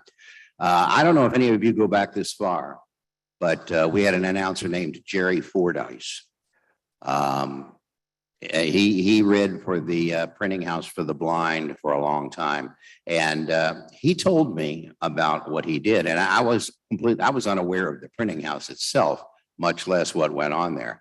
And he told me that he had been for many years narrating books, and that piqued my interest. I've always been a huge reader from the time I was a little kid with comic books and Hardy Boys books. And I wanted to find out more about this. And he said, well, if you'd be interested in doing that, you should go over an audition. And I did. And I passed the audition. It worked out well. And I managed to get the job. It's certainly not a full-time job. It was a thing I did around my normal thing. But it was immediately one of the most fulfilling things.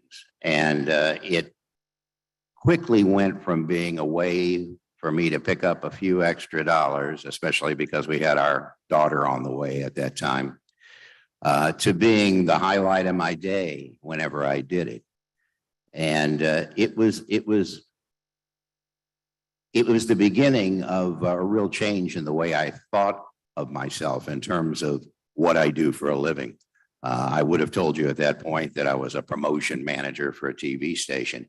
But even though I spent most of my time doing that still, it was the hours that I spent narrating books that started to define to me who I was. And it started off interestingly because I had no idea how this procedure would go. I know a lot of people ask me how it works. How do you get the books? How long are the books? How many books have you done? That type of thing. But what I realized first was that it was the NLS, National Library Service. They chose the books that would come to the printing house for our narrators to do. And then they'd be assigned to us based on what they thought our strengths were and not assigned to us based on what they thought our weaknesses were. And I found out quickly that process was very strange. They immediately, as a rookie, they started me out on Westerns.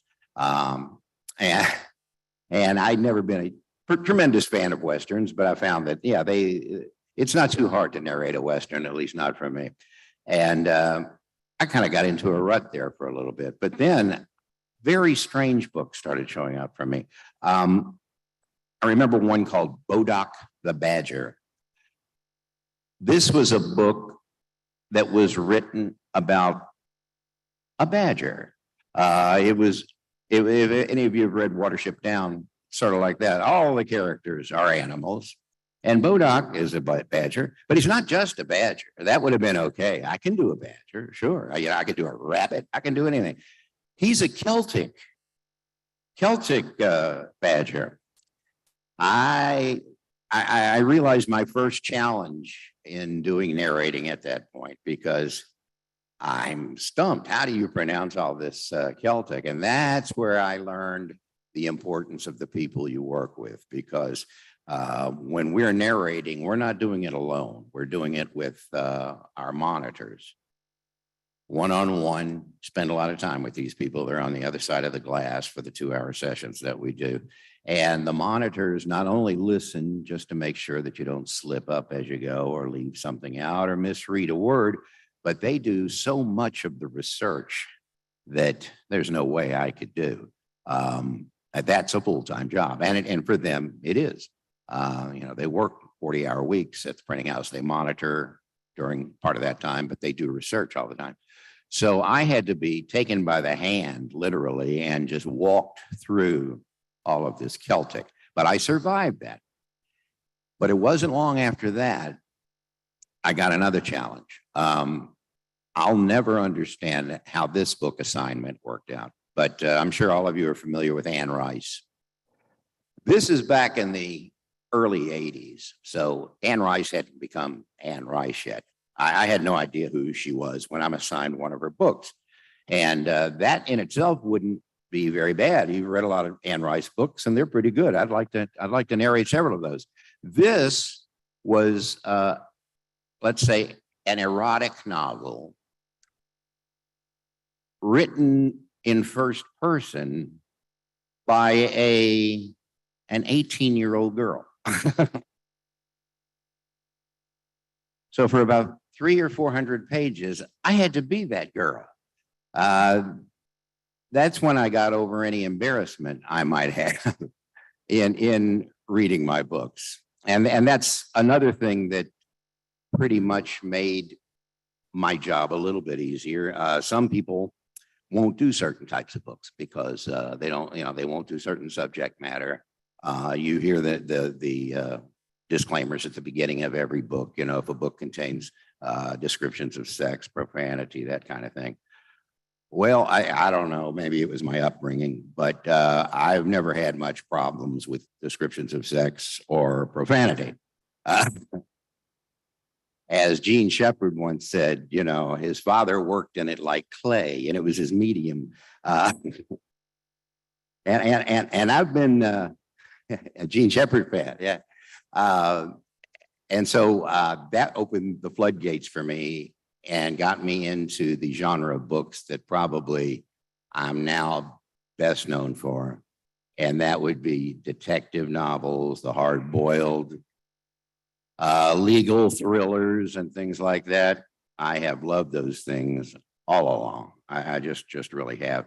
And I've also been blessed, I guess, with the ability to do nonfiction as well as fiction. Some people are masters at nonfiction, but they don't have any feel for for lack of a better word, acting that goes into fiction. And then there are other people who are trained actors who that comes second nature to them, but for some reason they don't have an affinity for the nonfiction. But since I came in with no experience whatsoever, I didn't know what I couldn't do. So I said, yeah, I can do all of that. So it worked out. And that's what I did. I've also found out, though, that it isn't just a question of going in and reading, which sounds pleasant enough, and it's not bad, but sitting in a chair for 2 hours and not moving and just reading can be a little bit physically stressful. But I also found out the nasty side of the coin, which is going back and doing corrections. I thought the very first book that comes back, I was told, oh, we have your corrections. We're going to do those today. And this was from my first book. And we did do them that day. And we did them the next day. And we did them the day after that. And then I realized, I should be more careful while I'm doing my reading because the clock is running here. I'm not making any money off of this. But luckily, I have gotten to be a whole lot, I think, more accurate in my read through the first time. And like I say, a lot of this has to do with your monitor and how attentive they are. And if you've got a good monitor, you don't want to give them up. They're great. And they're part of the whole team that makes it all come together. I did all this for about 6 years and I was a happy guy, but I wasn't really happy in my other job at that point. And I left and went with a different company. But the bad thing that happened to me at that point was that I couldn't do any more narration because the other job just took up too much of my time. It was pretty much of a dawn to dusk type thing. And I thought it was over. I thought in 1987, oh, that was nice. I'd done this. That was a really nice experience and I'm finished. I'm not going to do this anymore. But after 3 years, I left that job and I went back to the TV station where things had changed. And fortunately, I came back there. I was very happy there and I was free again to do my narration. And I ran back to the American Printing House for the Blind and said, will you still use me? And they said, sure, we'll do that. That'll be great. And so I've been doing that ever since. And the game has really changed there. When I started, we and everybody else in the business were recording our books on reel-to-reel tape recorders. And you, of course, were listening on cassettes. There was no digital sound or anything like that. And I mentioned corrections. When you did corrections, you had to manually, well, I didn't, but the monitor had to manually find the spot on the tape where the corrections were. And then, like I said, I had numerous corrections early in the game. So if you can imagine going through a 90-minute reel of tape, having no real marking capability, that was just a tedious process. Maybe one of the biggest things that's changed since those days has been the move to digital. We now, of course, we record everything digitally. Everything's got a signal on it. When proofreaders go through it, they just mark a spot on the soundtrack, say go here and go there, instead of just whizzing back and forth between tapes fruitlessly for hours. Now it's just touch a button and you're in the right place, touch a button, you're in the right place. And if your correction needs to be longer than what was there, that's fine. They can make space for it. And it's wonderful. The whole digital thing has really changed it. But what I started really enjoying was the literary discoveries that I got to make, because I didn't choose my books. They chose them for me. And I did wind up doing not a small number of books that I thought, these are horrible. This is a terrible book. But I tried to give it my best, my best work anyway. But I also was introduced to so many authors that I had never encountered before who have just become favorites of mine. And I've been introduced to genres that I never thought I would have been interested in. And it's sort of like, it made me realize that everybody should have to do what I do, at least, maybe for a year in their lives, if they're interested in reading, just to be told what to read, and not told what to read by somebody trying to indoctrinate you with a particular thing, but just getting, here's a Western by, I don't know, a Western written by a Scandinavian, or, a topic in nonfiction that you would have never touched on, and you wouldn't have thought, oh, if you were looking at a bookstore, you wouldn't even pick up the book because you'd think, oh, I'm not interested in deep sea diving.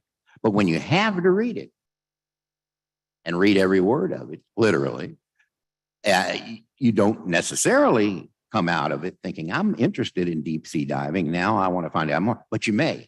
And there will be those books that you will do. You'll do that with.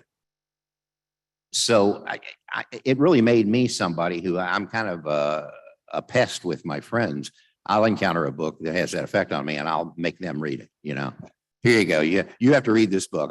I'll go on Amazon and order a book for them and have it sent to their house. It's great fun. But some of the authors that I discovered that I really love, Ed McBain.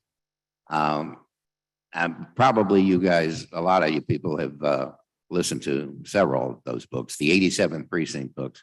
They're so good. I was aware of the 87th Precinct as a concept because I know it was a TV show back in the 60s. But that's the extent of what I knew. And then I got these books and I really loved them. I just thought they were wonderful. I discovered Robert McCammon. He did a book called Boy's Life, which is, people ask me, you read all these books, what's your favorite book? I don't know if I have a favorite, but that's the one that kind of comes up in my mind most of all. If you've never read it, it's really a neat coming of age novel, sort of a Stephen King-ish type thing, although I don't want to say it's really like a Stephen King novel, but it's got elements of supernatural qualities, but it's also the main character is a 12-year-old boy in 1963 living in the South, which was me. And so it's really neat.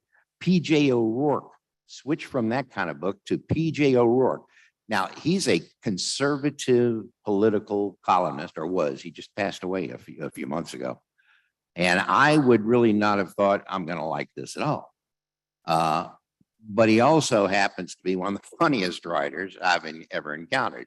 He did a book called Parliament of Whores, and it's about Congress, which I thought that was a wonderful title for it. And it was the first book that gave me trouble narrating because it kept making me laugh out loud while I was doing it. It was very, very, very, very strange. But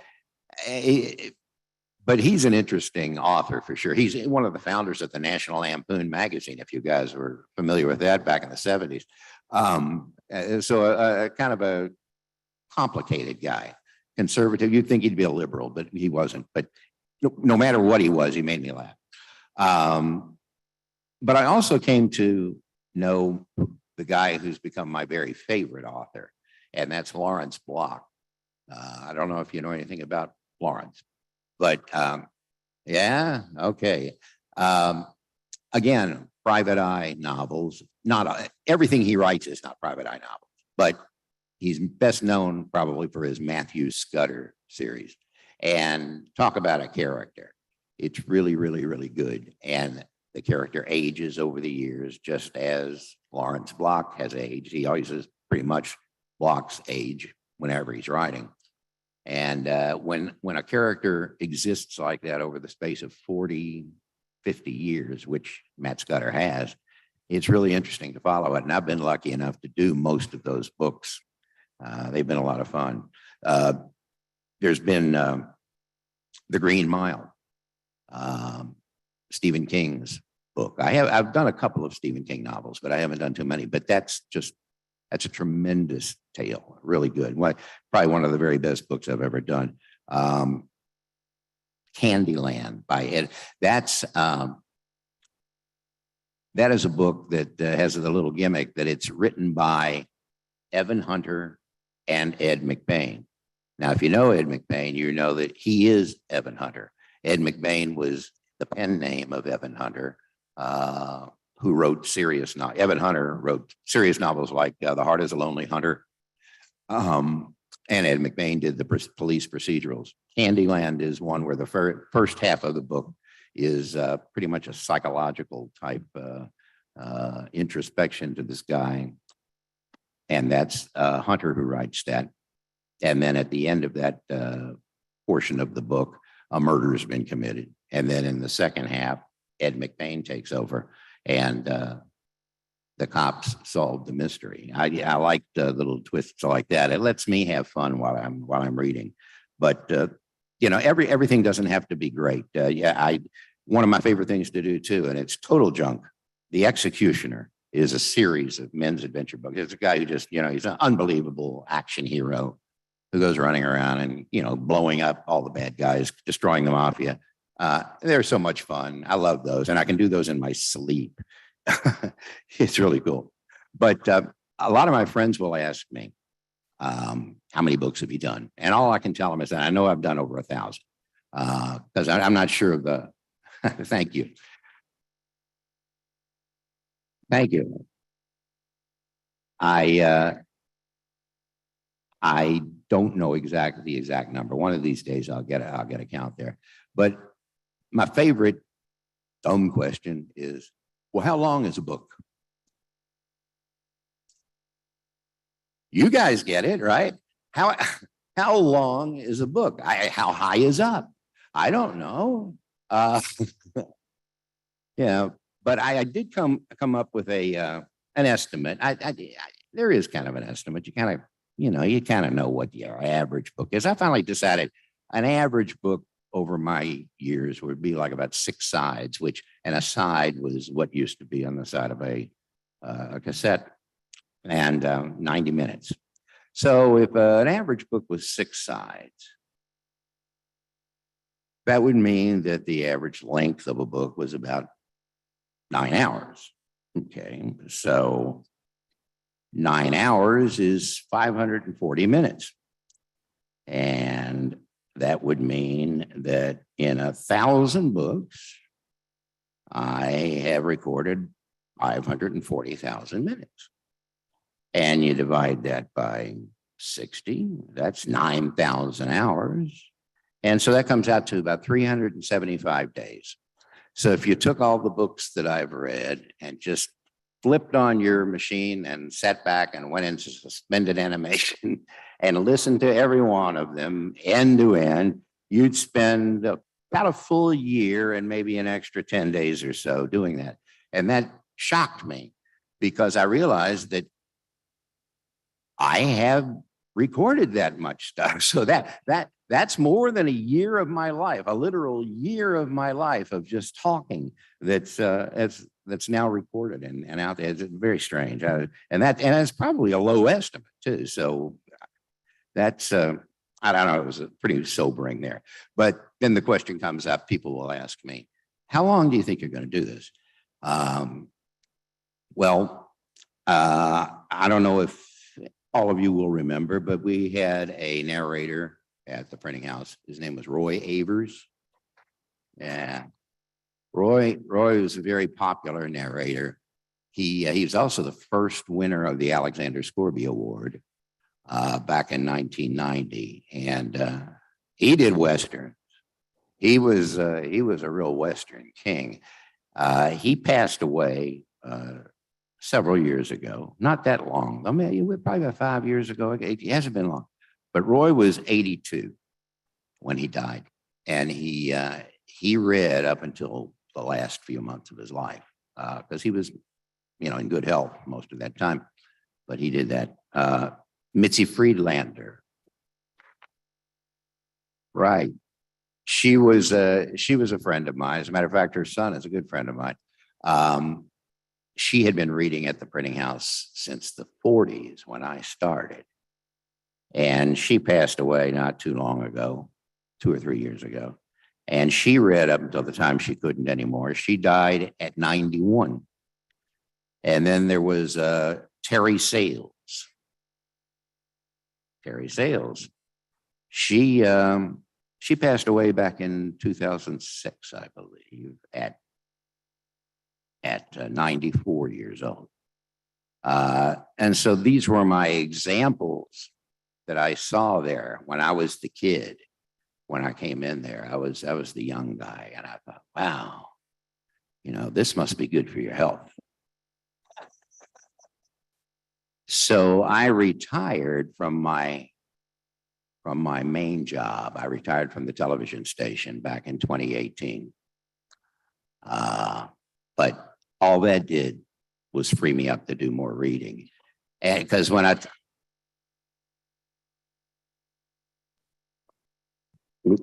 I told people, my friends, that I was going to retire, they all said, well, I mean, you're not going to be narrating anymore. I said, oh, no. I'm going to be doing that more often. I'm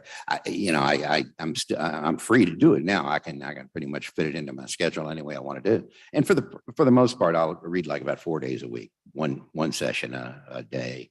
That's 2 hours. If you do more than one session a day, you're going to fry your brain. But that's what I've been doing pretty much since then. And now I'm 71 years old. And I'm the old guy now. I come in there and there's these younger people now I'm thinking, who is this? I've never seen these kids before. But they're the new narrators. But I figure I've probably got several more years left in me if I've got any of the Roy Avers in me, or the Mitzi Friedlanders, or the Terry Saleses, So maybe if I'm lucky, I can get my total up to maybe 2,000 books if I can pull it off. I hope you'd wish me luck in that. I know I was asked if I would answer some questions before I would end, so I'd be happy to do that if anyone has any.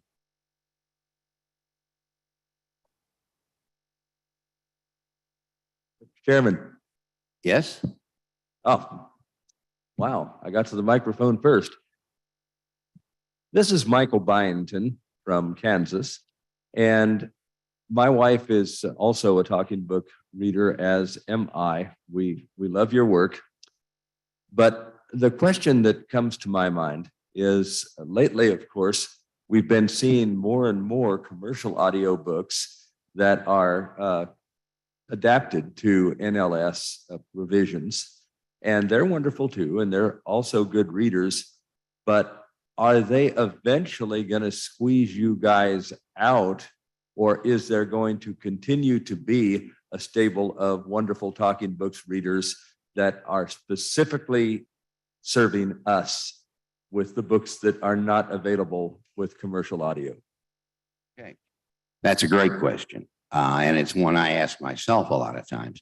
I can't give you any official statement about the intents of the printing house and the other places that do books for NLS. But I know that the printing house itself is expanding. It's not just expanding, it's Braille operations and things. I mean, we're talking about a major expansion, a big multi-million-dollar thing on it.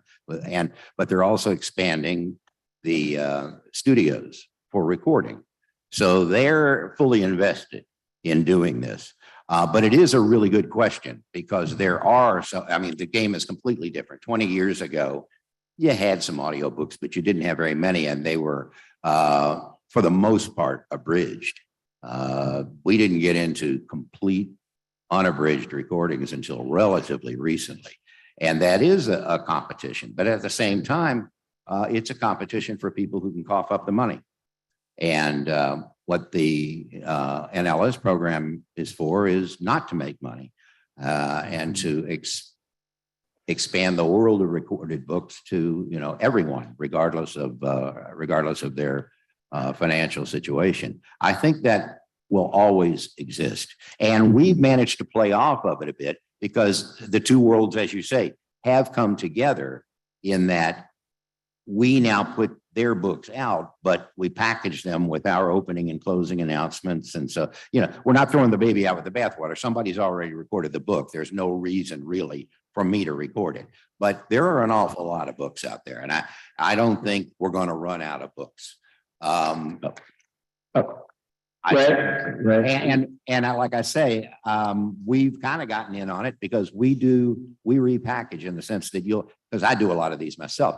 They're called conversion announcements, and they're the announcements that you hear at the beginning and the ends of those books, which tell you that this is a recording done not by us, but by someone else. And you may hear sound effects, and you may hear music, and you may not get a map that we would have described if we did it, or a chart. They leave things out. Of course, we say it much more artfully than that. But, so we're picking up a little bit of money as an organization doing that kind of thing too. So they're finding their way to our audience, but I think we can coexist very well for at least until I make it to 100. So, Ray. And after that, no, I think we're okay for the time being. Right. Yes. First of all, thank you for the work that you and all of the narrators do. This is Ray Campbell from Springfield, Illinois. And you mentioned something that prompted a question in my mind and that is, are we getting younger people that are interested in getting into being narrators for talking books? And if we're not, what can organizations like ACB do to help promote this as a viable part of a career for younger people that are coming up that might be interested in reading?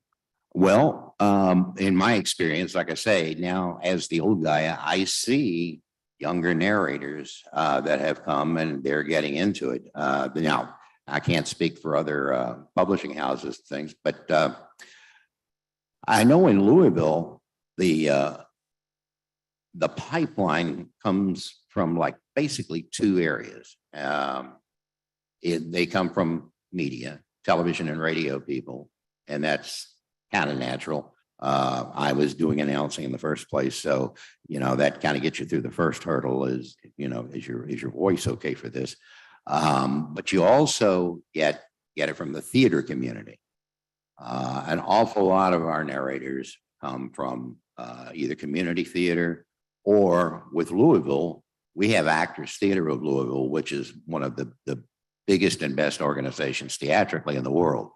And a whole lot of people, very good people, Mitzi was one of those people I know, have become a part of that Actors Theater family. And actors being actors, schedules are such that it's not a 9-to-5 job, so you're free to do other stuff during the day. And I think a whole lot of those people have found that narration it suits them very well. And when I was talking about different kinds of books, they're great to do fiction because they're doing fiction all the time. They know how to emote when they're not over emote, which that's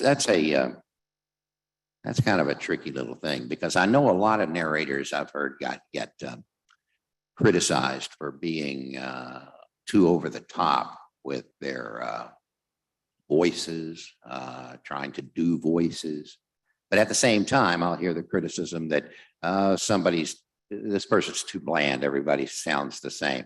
It's a very thin line to walk so that you can differentiate characters, but you're not doing caricatures. I know a lot of people, a lot of men would seem to think if they have to do a woman's voice, then they have to talk like this, which isn't true at all. I think you can. I think you can imply males and females with just hints of your voice without getting crazy with that. It does get crazy though when I have to do a scene with maybe 4 women in a room screaming at each other, and they all have to sound different. But so far, so good. It's worked out.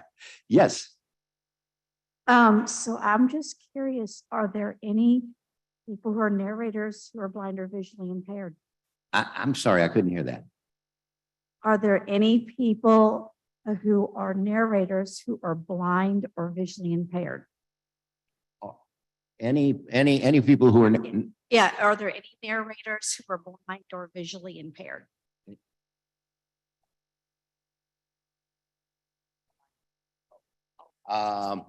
none of the narrators that I know are visually impaired in any way, but I don't know that that's the case everywhere. As a matter of fact, I'm fairly sure that's not the case everywhere. Because I don't know. I don't know why I think that, but I do, because it would make perfect sense that there's really nothing that would keep a narrator from being visually impaired, because they can still read off of Braille or I'm not even sure what all the technologies are that you have now, but I don't think it's a disqualifier at all. Yes.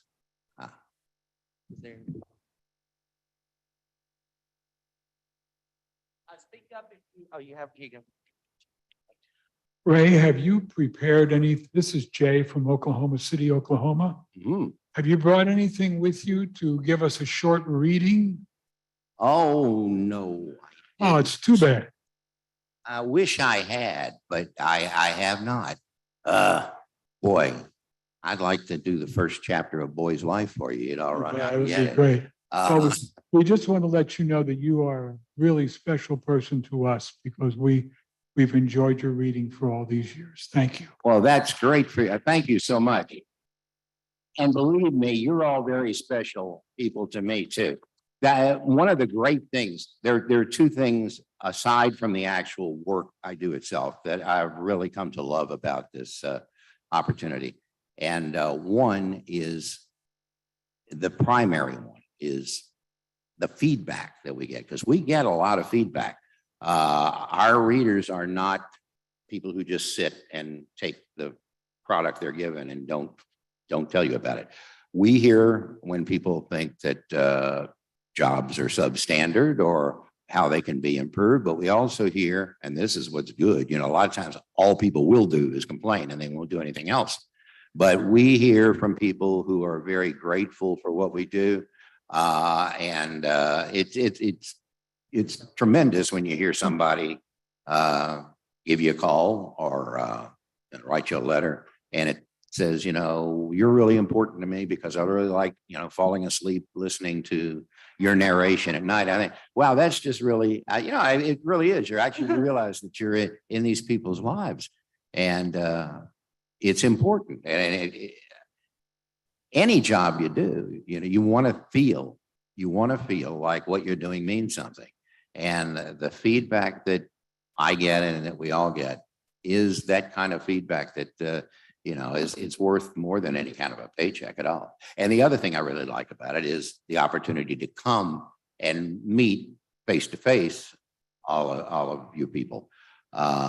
It doesn't happen nearly often enough, but it happens often enough that I really enjoy it. I like to travel. I like to visit new cities. Never been in Omaha myself now, but now I can mark that off my agenda. But it's very, very, very rewarding. It's a very rewarding activity, and it is a thing. And I always say this, and I hope nobody ever goes and repeats it to the printing house people. I would do this for free. Seriously, if let's say the scenario that we were just talking about earlier came about, and commercially recorded audiobooks were going to put us out of business because we couldn't go to the expense anymore of doing them.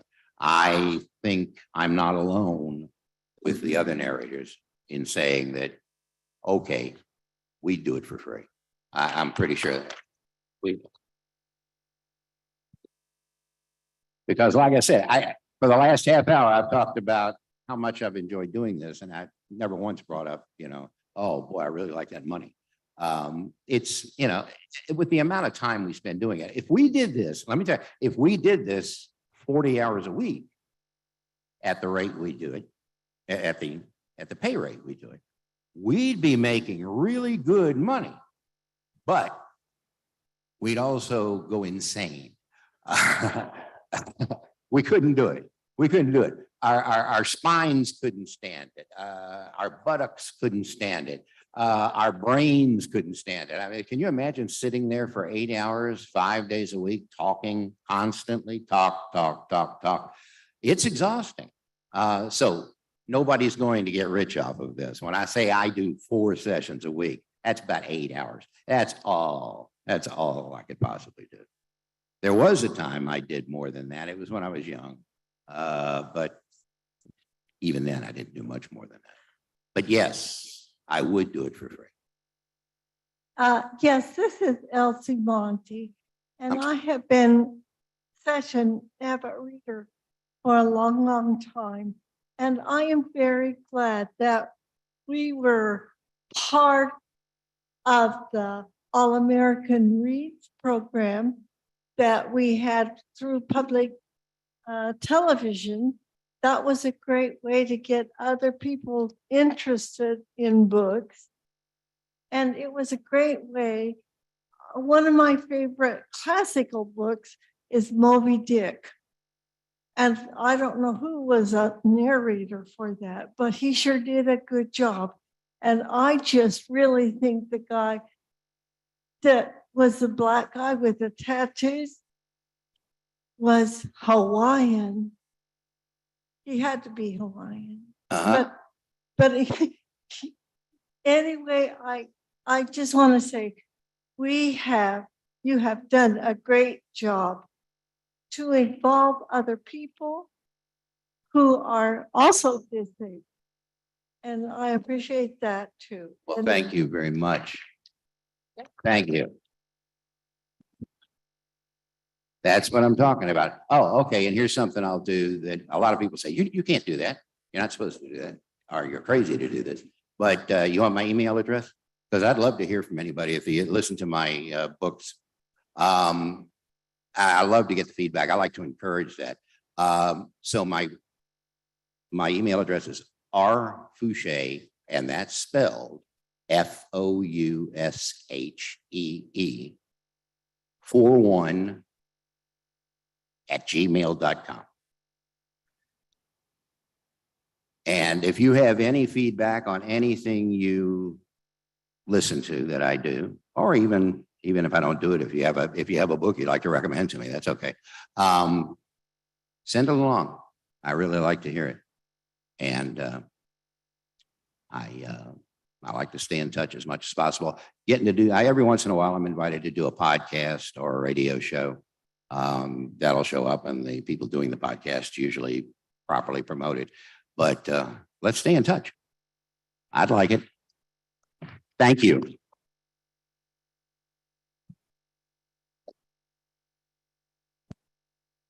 Thank you, Ray. Let's give him another big hand.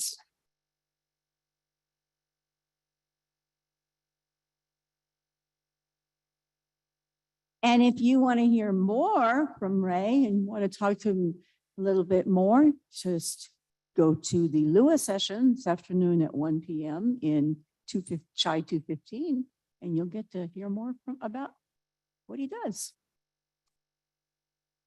Okay, next on the agenda, we're going to hear from the lady who knows all about convention, our convention coordinator. Help me welcome Janet Dickelman.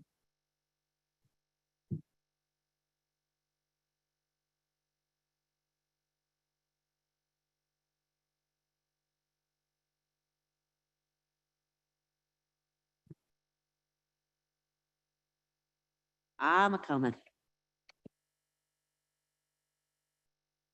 Oh, didn't have to move it too much. First of all, before I get started, as long as I'm standing here, I'm going to make a couple of announcements. I know that's not on the schedule, but that's okay. If you are flying out of Omaha, stop by the information desk and give Vicki your departure time and airline and name, of course, and cell number.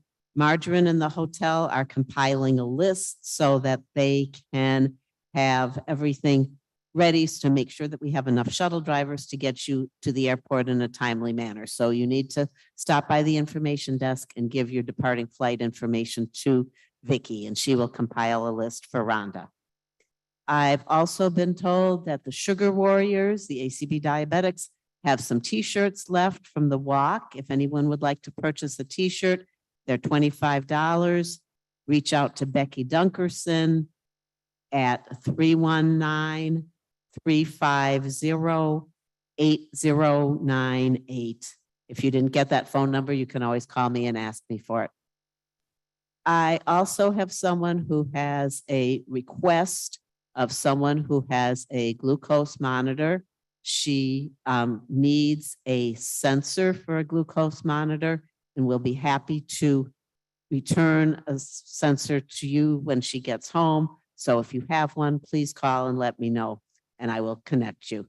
We also have a gray buttonless cardigan that was left at the information desk. And those are my information for my report. Oh, or for my announcements. All right, now to the convention report. Are you having fun?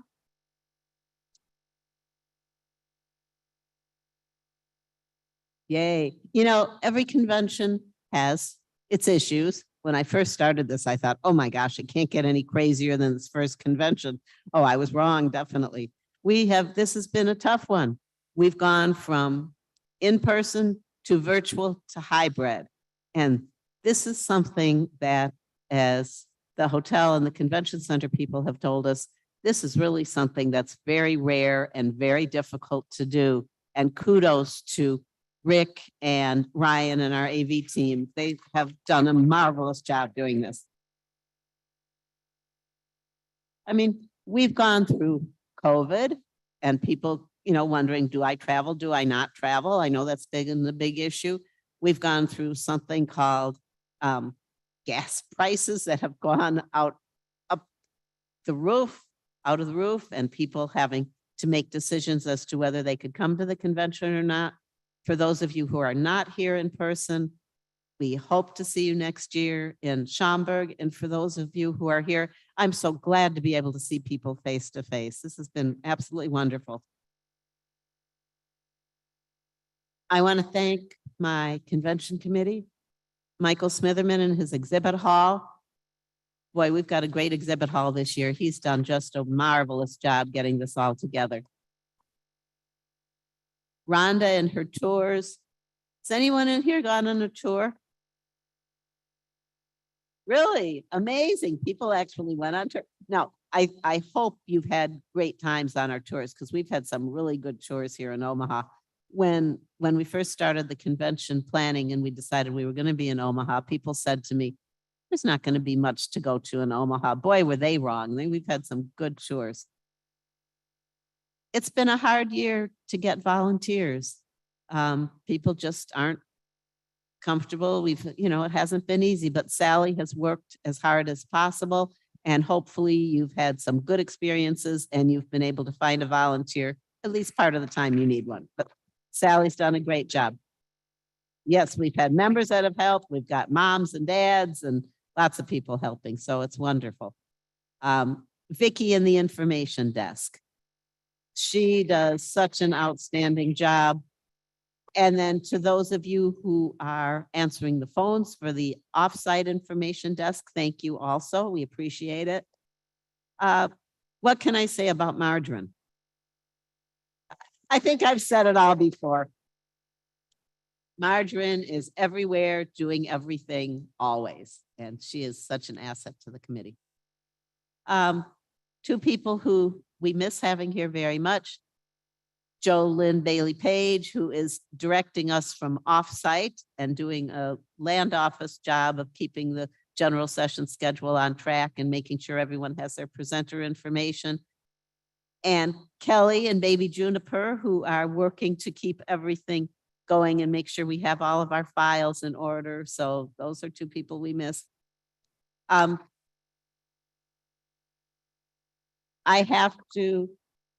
could not do this convention. This makes me cry every time I say that. I could not do this convention without the Brooklyn Center office. They are so supportive and so helpful. Nancy Becker is amazing. You don't know how hard she works on this convention. We talk so often and she does such a great job. New people in Brooklyn, and of course, Nancy Christine is so has done this for several years. And thank you, Nancy Christine. And to our new staff members, Chris and Julie in Brooklyn Center, they had their baptism in fire and they've done a great job. And there's one other person in Brooklyn Center, Mr. Lane Waters. And Lane retired a couple of years ago, but he came back as a contractor and he claims that he's leaving in December. He claims that he's actually not going to be working for ACB anymore and that this is his last convention. I have told him that that is not acceptable and that he has to come back and help with the conventions. He says that he's not going to, but Lane, we've been together from the beginning. And thank you for all your support. And if you want to come back in May, June, and July, that'd be great. I said, that'd be great if he wants to come back in May, June, or July. But I don't think he's gonna, are you? No. You could come work in AV. Trip to Schaumburg. I'm not going to stay for the whole thing. Okay, you all heard it here first. He's going to make a road trip to Schaumburg. Yay. All right. Hey, I knew he wouldn't leave us. All right, let's talk about future conventions. 2023, we really are going to the Renaissance in Schaumburg, Illinois. June 29th. Then in 2024, we are going to Jacksonville, Florida. And 2025, we're going to the Hilton in Dallas. So we've got 3 great city venues coming up. And I will close in saying that I think, although there was a lot of, there's always issues with every convention, but I believe overall this has been an extremely successful, and I hope you find fun convention. And thank you. Thank you in honoring me by letting me be your convention coordinator. I love doing this 99% of the time. Thank you so much.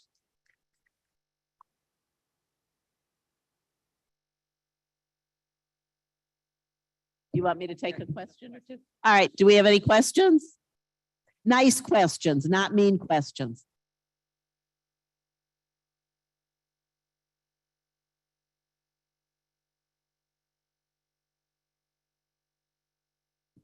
Janet, Yes.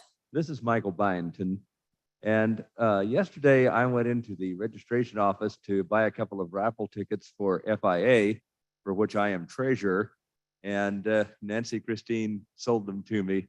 And she said, I'm glad that you're buying these because Nancy Becker says I can't go to lunch and get anything to eat until they're all sold. And what I wanted to find out if you're really treating Nancy Christine that badly, because she was wonderful over there. So is the other Nancy, by the way. That was a good not question. Thank you. It's like that.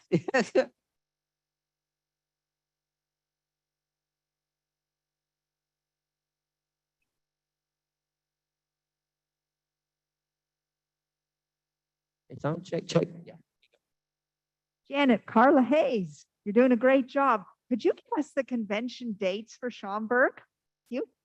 You could if I had them handy. June 29th through July 6th, I believe.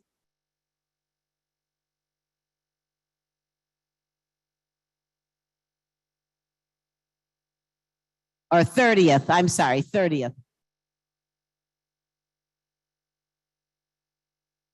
Whatever that Friday is.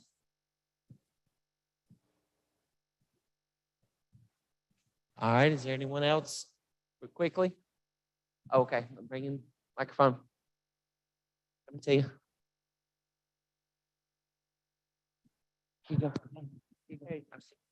Okay. Hey, Janet, Triple G from Waukesha, Wisconsin. I just Yes. want to say that I've had a great convention, and you know that one of my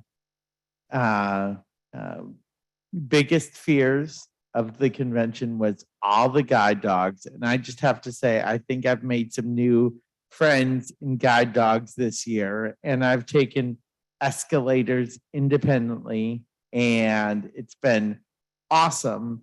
And done things that I've never challenged myself in ways that I've never challenged myself before. So I just want to give this is a really safe space, and I just want to give you kudos for setting up such a safe space to take risks like this convention. And it's really great. It's really great. Thank you. Thank you. Thank you, Greg. That was very kind of you. You people do know that I'm always in tears this entire report, don't you? For those of you who can't see me up on the stage, if you can't tell, yep.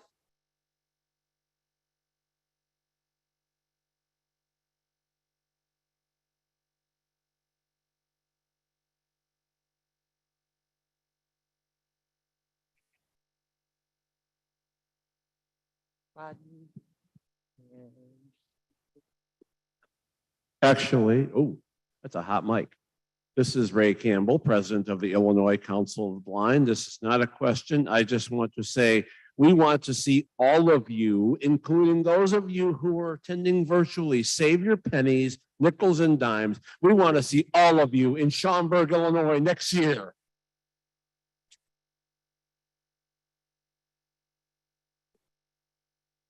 Janet, this is Karen Campbell.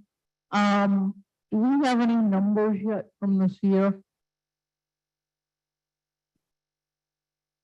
I'm sorry, I was talking. What? She's asking about numbers in person here at the convention, I believe. Oh, how many we had register? We had about 1,100 register. And I don't have the final figures right now, so I really don't want to speak on it, but we had about 45% of that in person.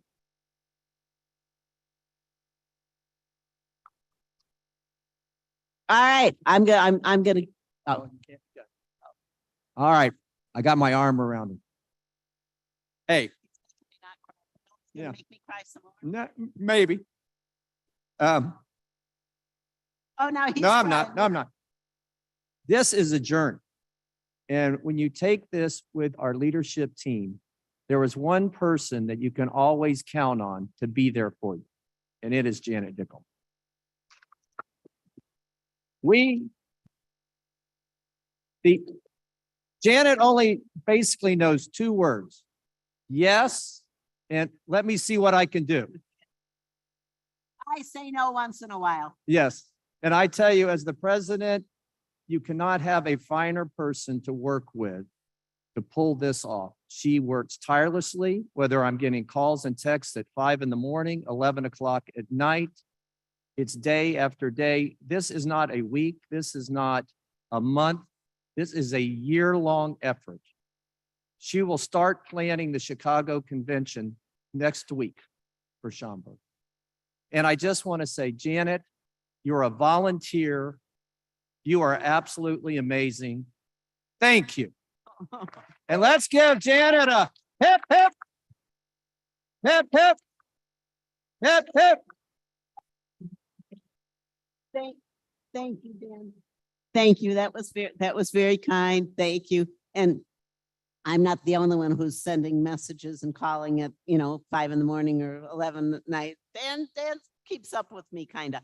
Anyway, thank you so much for allowing me to be your convention coordinator, and I will see you all in Schaumburg. Thank you.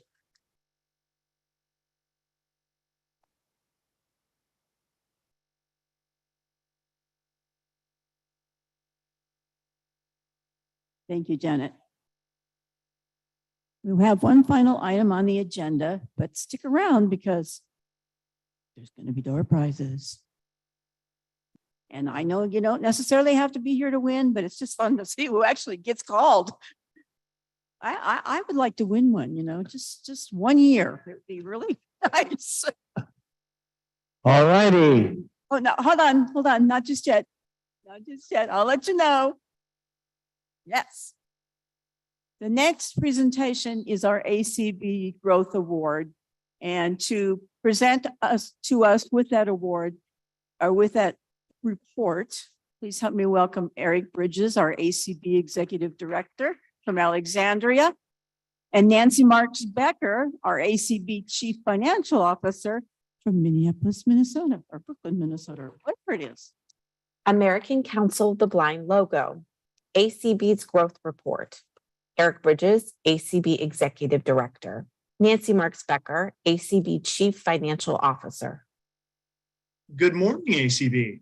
This is Eric Bridges, Executive Director of the American Council of the Blind, and I'm so pleased to be joined by our Chief Financial Officer, Nancy Becker. Good morning, Nancy. Good morning, everybody. It is so great to be in the middle of our hybrid convention, and it has been exciting to be with members of our community who we have not seen for 2 years. That's right.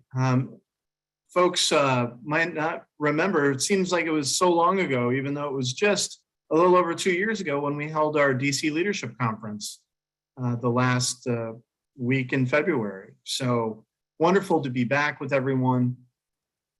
Excited for what has been taking place this week and the voting and all the goodness that's coming from a hybrid convention. Last year, Nancy and I chatted with you all about growth and about what ACB, what the budget looks like, some of the revenue drivers within our budget, and how ACB has grown the last 3 or 4 years. This year, we're going to provide you with some additional updates. And why don't we go ahead, Nancy, and let's kick it off and talk about a couple of the new positions that we added and those employees for this fiscal year 2022. The board approved 2 additional positions for the organization. And in March, we were very pleased to welcome Rick Morin as ACB's ACB Media and IT Manager. And he does what his title says he does. And it's been wonderful having Rick join the team. He's been contracting with us and also a longtime volunteer with what was known as ACB Radio before it became ACB Media. Rick is doing a tremendous job managing the hybrid component of this convention. This has taken an immense amount of time to put together with Rick's assistance and many others on our team, as well as other members. We're so thankful for that. Also in March, I will just add, with Rick moving into a full-time role, we were really happy to be able to welcome Larry Gassman as a contractor working on ACB Media. And it's been great to have him become a more formalized part of the ACB Media and ACB team. And just want to welcome him and recognize him for all of his efforts. So much of what we're doing this week is virtual. Being able to listen through acbmedia.org or the ACB Link app or through your Echo at home provides many different ways to access the content of this awesome conference and convention. Also in March, we were very happy to welcome an individual to oversee ACB's 2 thrift stores in Texas. And Nancy, I'll hand it off to you because Chris Sawyer works with you in the Minneapolis office. Correct. So one thing that we knew is if we were going to be more successful with the thrift stores, that we needed to grow our thrift store business, and we needed somebody who would be could dedicate more of their time to manage the day-to-day operations. So we hired Chris. He's hired to be the general thrift store manager, and he has done a fabulous job of ensuring quality merchandise is placed on the floor. He's working to draw more customers into our store, and so we have efficient processes in place. At the beginning of the year, we had challenges in meeting our sales goals in the stores just because I couldn't dedicate as much time as I needed to the thrift store processes. Since Chris has been brought on board, he's worked diligently with the 2 store managers, and we have started to see increases in their sales goals or in their sales that they're doing in the store. He's done a fabulous job of working with both Harley and Lauren to make sure that when people come into the stores, it looks presentable, that they're following processes. And I am so thrilled to have him in our office. And some of you have called into our office, and he answers the phone and helps you with MMS donation changes. If you want to make a donation and they wonder why, is our thrift store manager answering the phone and taking care of that, because the other part of Chris's job is also managing our database. So he has done a fabulous job. If you guys want to reach out and just say hi to him, he would love to say hi to you. And I'm very pleased to have him on our staff. Awesome. So these are 2 key areas of our business. One is really, a strong communications channel, right, in ACB Media.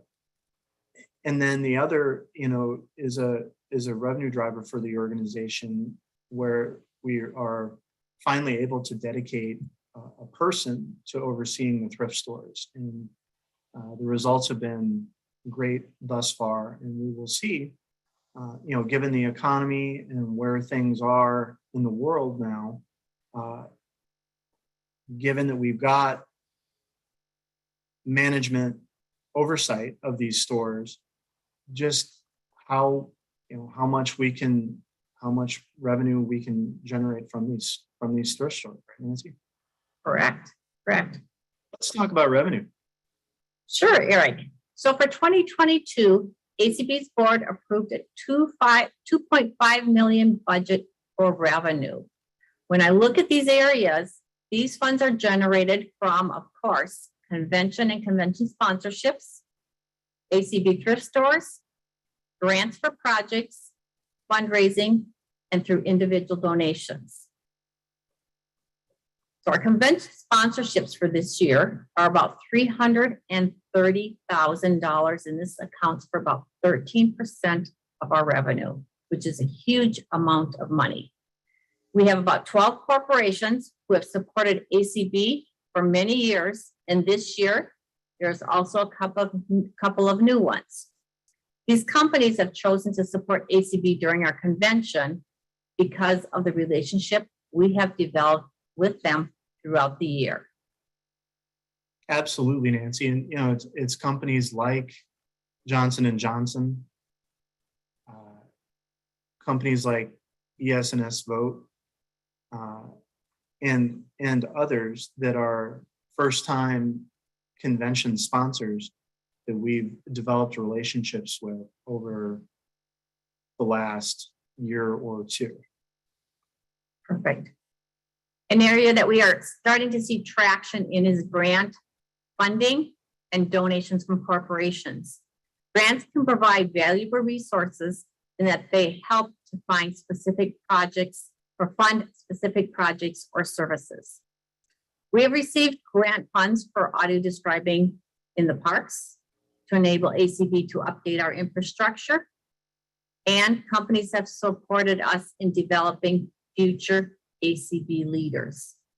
They see how ACB is providing exercise classes during our community events, how we are challenging each other to walk and to have a healthier lifestyle. And this has led to ACB receiving funding for some of these initiatives. And for the first time, Nancy, you know, a brand new health hero for the Get Up and Get Moving campaign, Nike. And it's been wonderful to establish that relationship over the last 9 months. All right, something I really liked is they were doing was the walking to Omaha that they were doing. So while you couldn't really walk to Omaha, everybody was trying to get steps in every day so that they would have a healthier lifestyle. So I think that is really interesting. Mm-hmm. Many individuals are helping ACB with these initiatives. Our volunteers who are sharing their time and talent, which we really appreciate, and we could not do what we are doing without them. With these initiatives, there is also staffing and infrastructure expenses where ACB has applied for and received grants to help support what is being done. Fundraising has also seen growth, whether it can be the convention or holiday auction, the raffle drawing, or individuals supporting ACB by purchasing merchandise from the mini mall. We just held the convention auction where everyone had a great time bidding on items they wanted and also bidding against each other. We exceeded our goal of $32,000 for the auction. And I tell you, that was a fabulous night that we had on Saturday night. Nancy, let's go ahead and talk about expenses. Sure. Another component of our budget is expenses, which is budgeted at $2.7 million. So this is the largest category in the expenses area is wages and benefits, which is about 48% of the budget. This seems like a lot of money spent on staffing, but when I think of this, we are reaching out through events, social media, and ACB media in ways that we have never done in the past. There are over 400 community events held each month, and along with the many volunteers who help with this, there are 2 dedicated staff members who are coordinating and managing these events. Then there is ACB Media, which is streamed free to the listener and is providing support at our state conventions. Our communications team works hard in providing information through our social media channels. Then there is our advocacy and government team who's working with companies and our elected officials on accessibility issues, along with taking calls from individuals or their family members who are looking for resources. We also have a grant writer and audio description coordinator who is helping with training institutes and promoting the accessibility of audio description. So along with these individuals who are helping with our programs directly, there is an administrative staff who is working behind the scenes to keep information up to date, ensure the donations are tracked accurately, and are supporting many of our ACB events. So while our our wages may seem high, there is a lot of work that we are doing behind the scenes to help our community members to stay connected with each other and to be more engaged. Yeah, it's been remarkable. I've had the great fortune of working for ACB for 15 years now, and to watch the growth of the team over the last few years, the support of this growth in our team by the board of directors. You know, we're able to do much more today for our members in the broader community than we have in the past. We're able to far better communicate the great works of this organization than we have in the past. And that is something that will continue to improve. There's always room for improvement in communication. But there are so many wonderful things that we're able to do to work alongside the members. And it's been really a lot of hard work, but also a lot of fun to be part of it all. Anything else you want to add? I do not have anything else said. I'm just very excited to be here at the convention, and I look forward to the banquet tonight. Yes, me too. Have a great rest of your convention, everyone, and keep advocating. A logo, ACB in print and braille, American Council of the Blind, together for a bright future.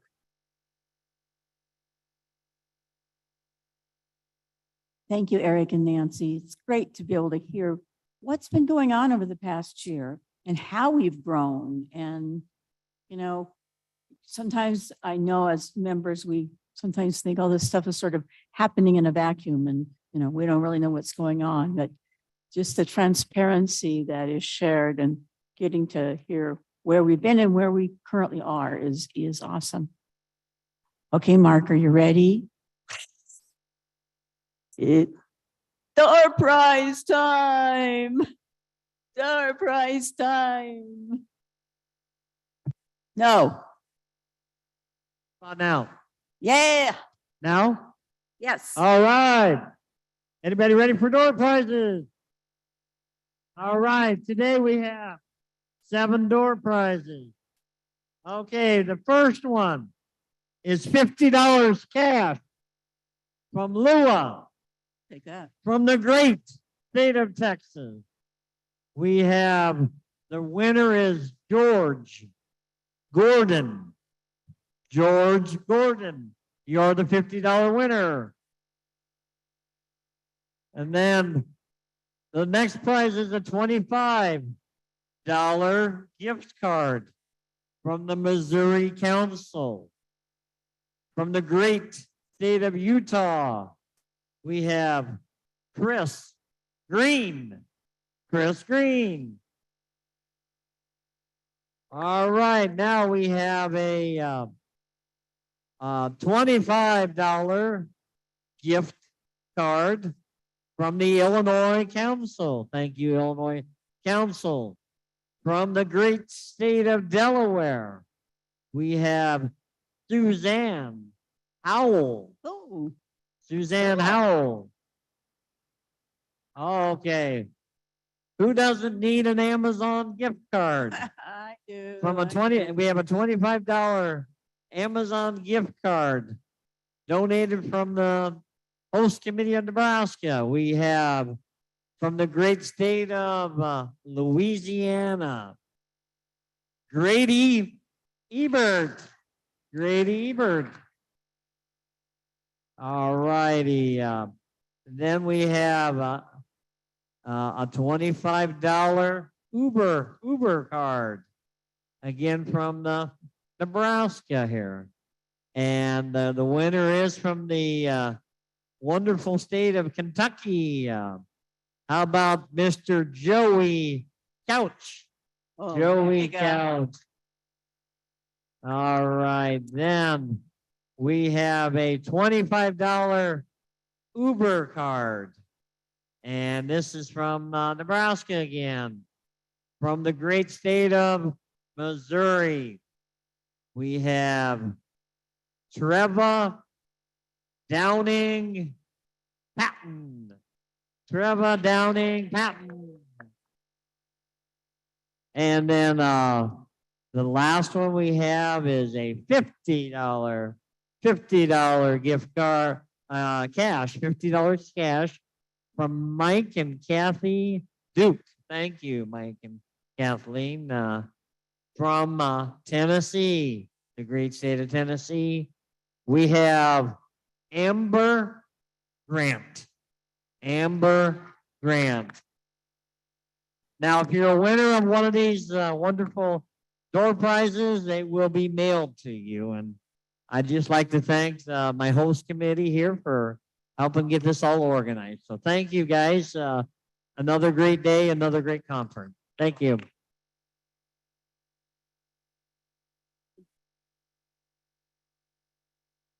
Okay. All right. Thank you so much. That's wow.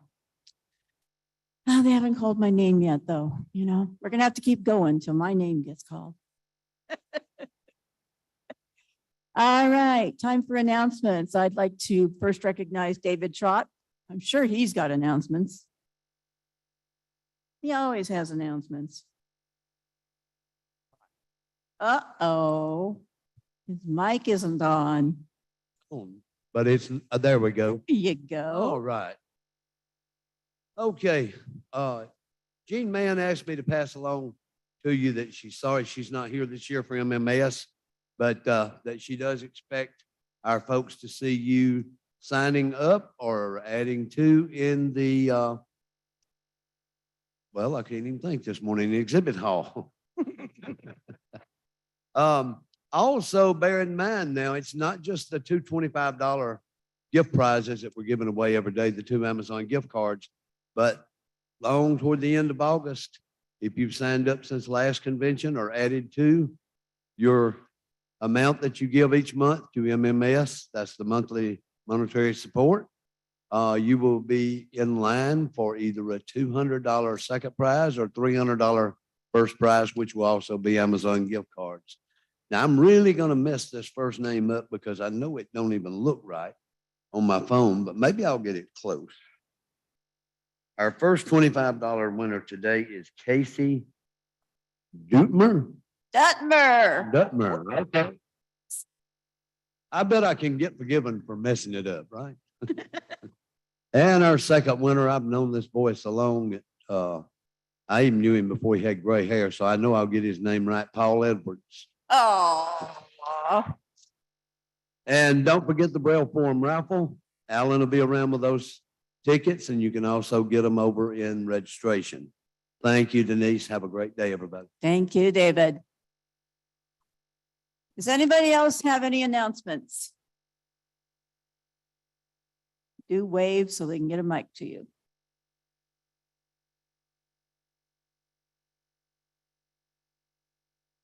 Any other announcements? Okay, well, I want to thank you all for the opportunity to be your presiding officer today. It's been a wonderful morning. We've gotten to hear from some great speakers. So go forth and enjoy the sessions this afternoon. Participate. And we'll see you all back here tomorrow morning. Same bat time, same bat station. Have a good day, guys. Thank you all so much. And our meeting stands adjourned till tomorrow morning, Wednesday at 8:30 a.m.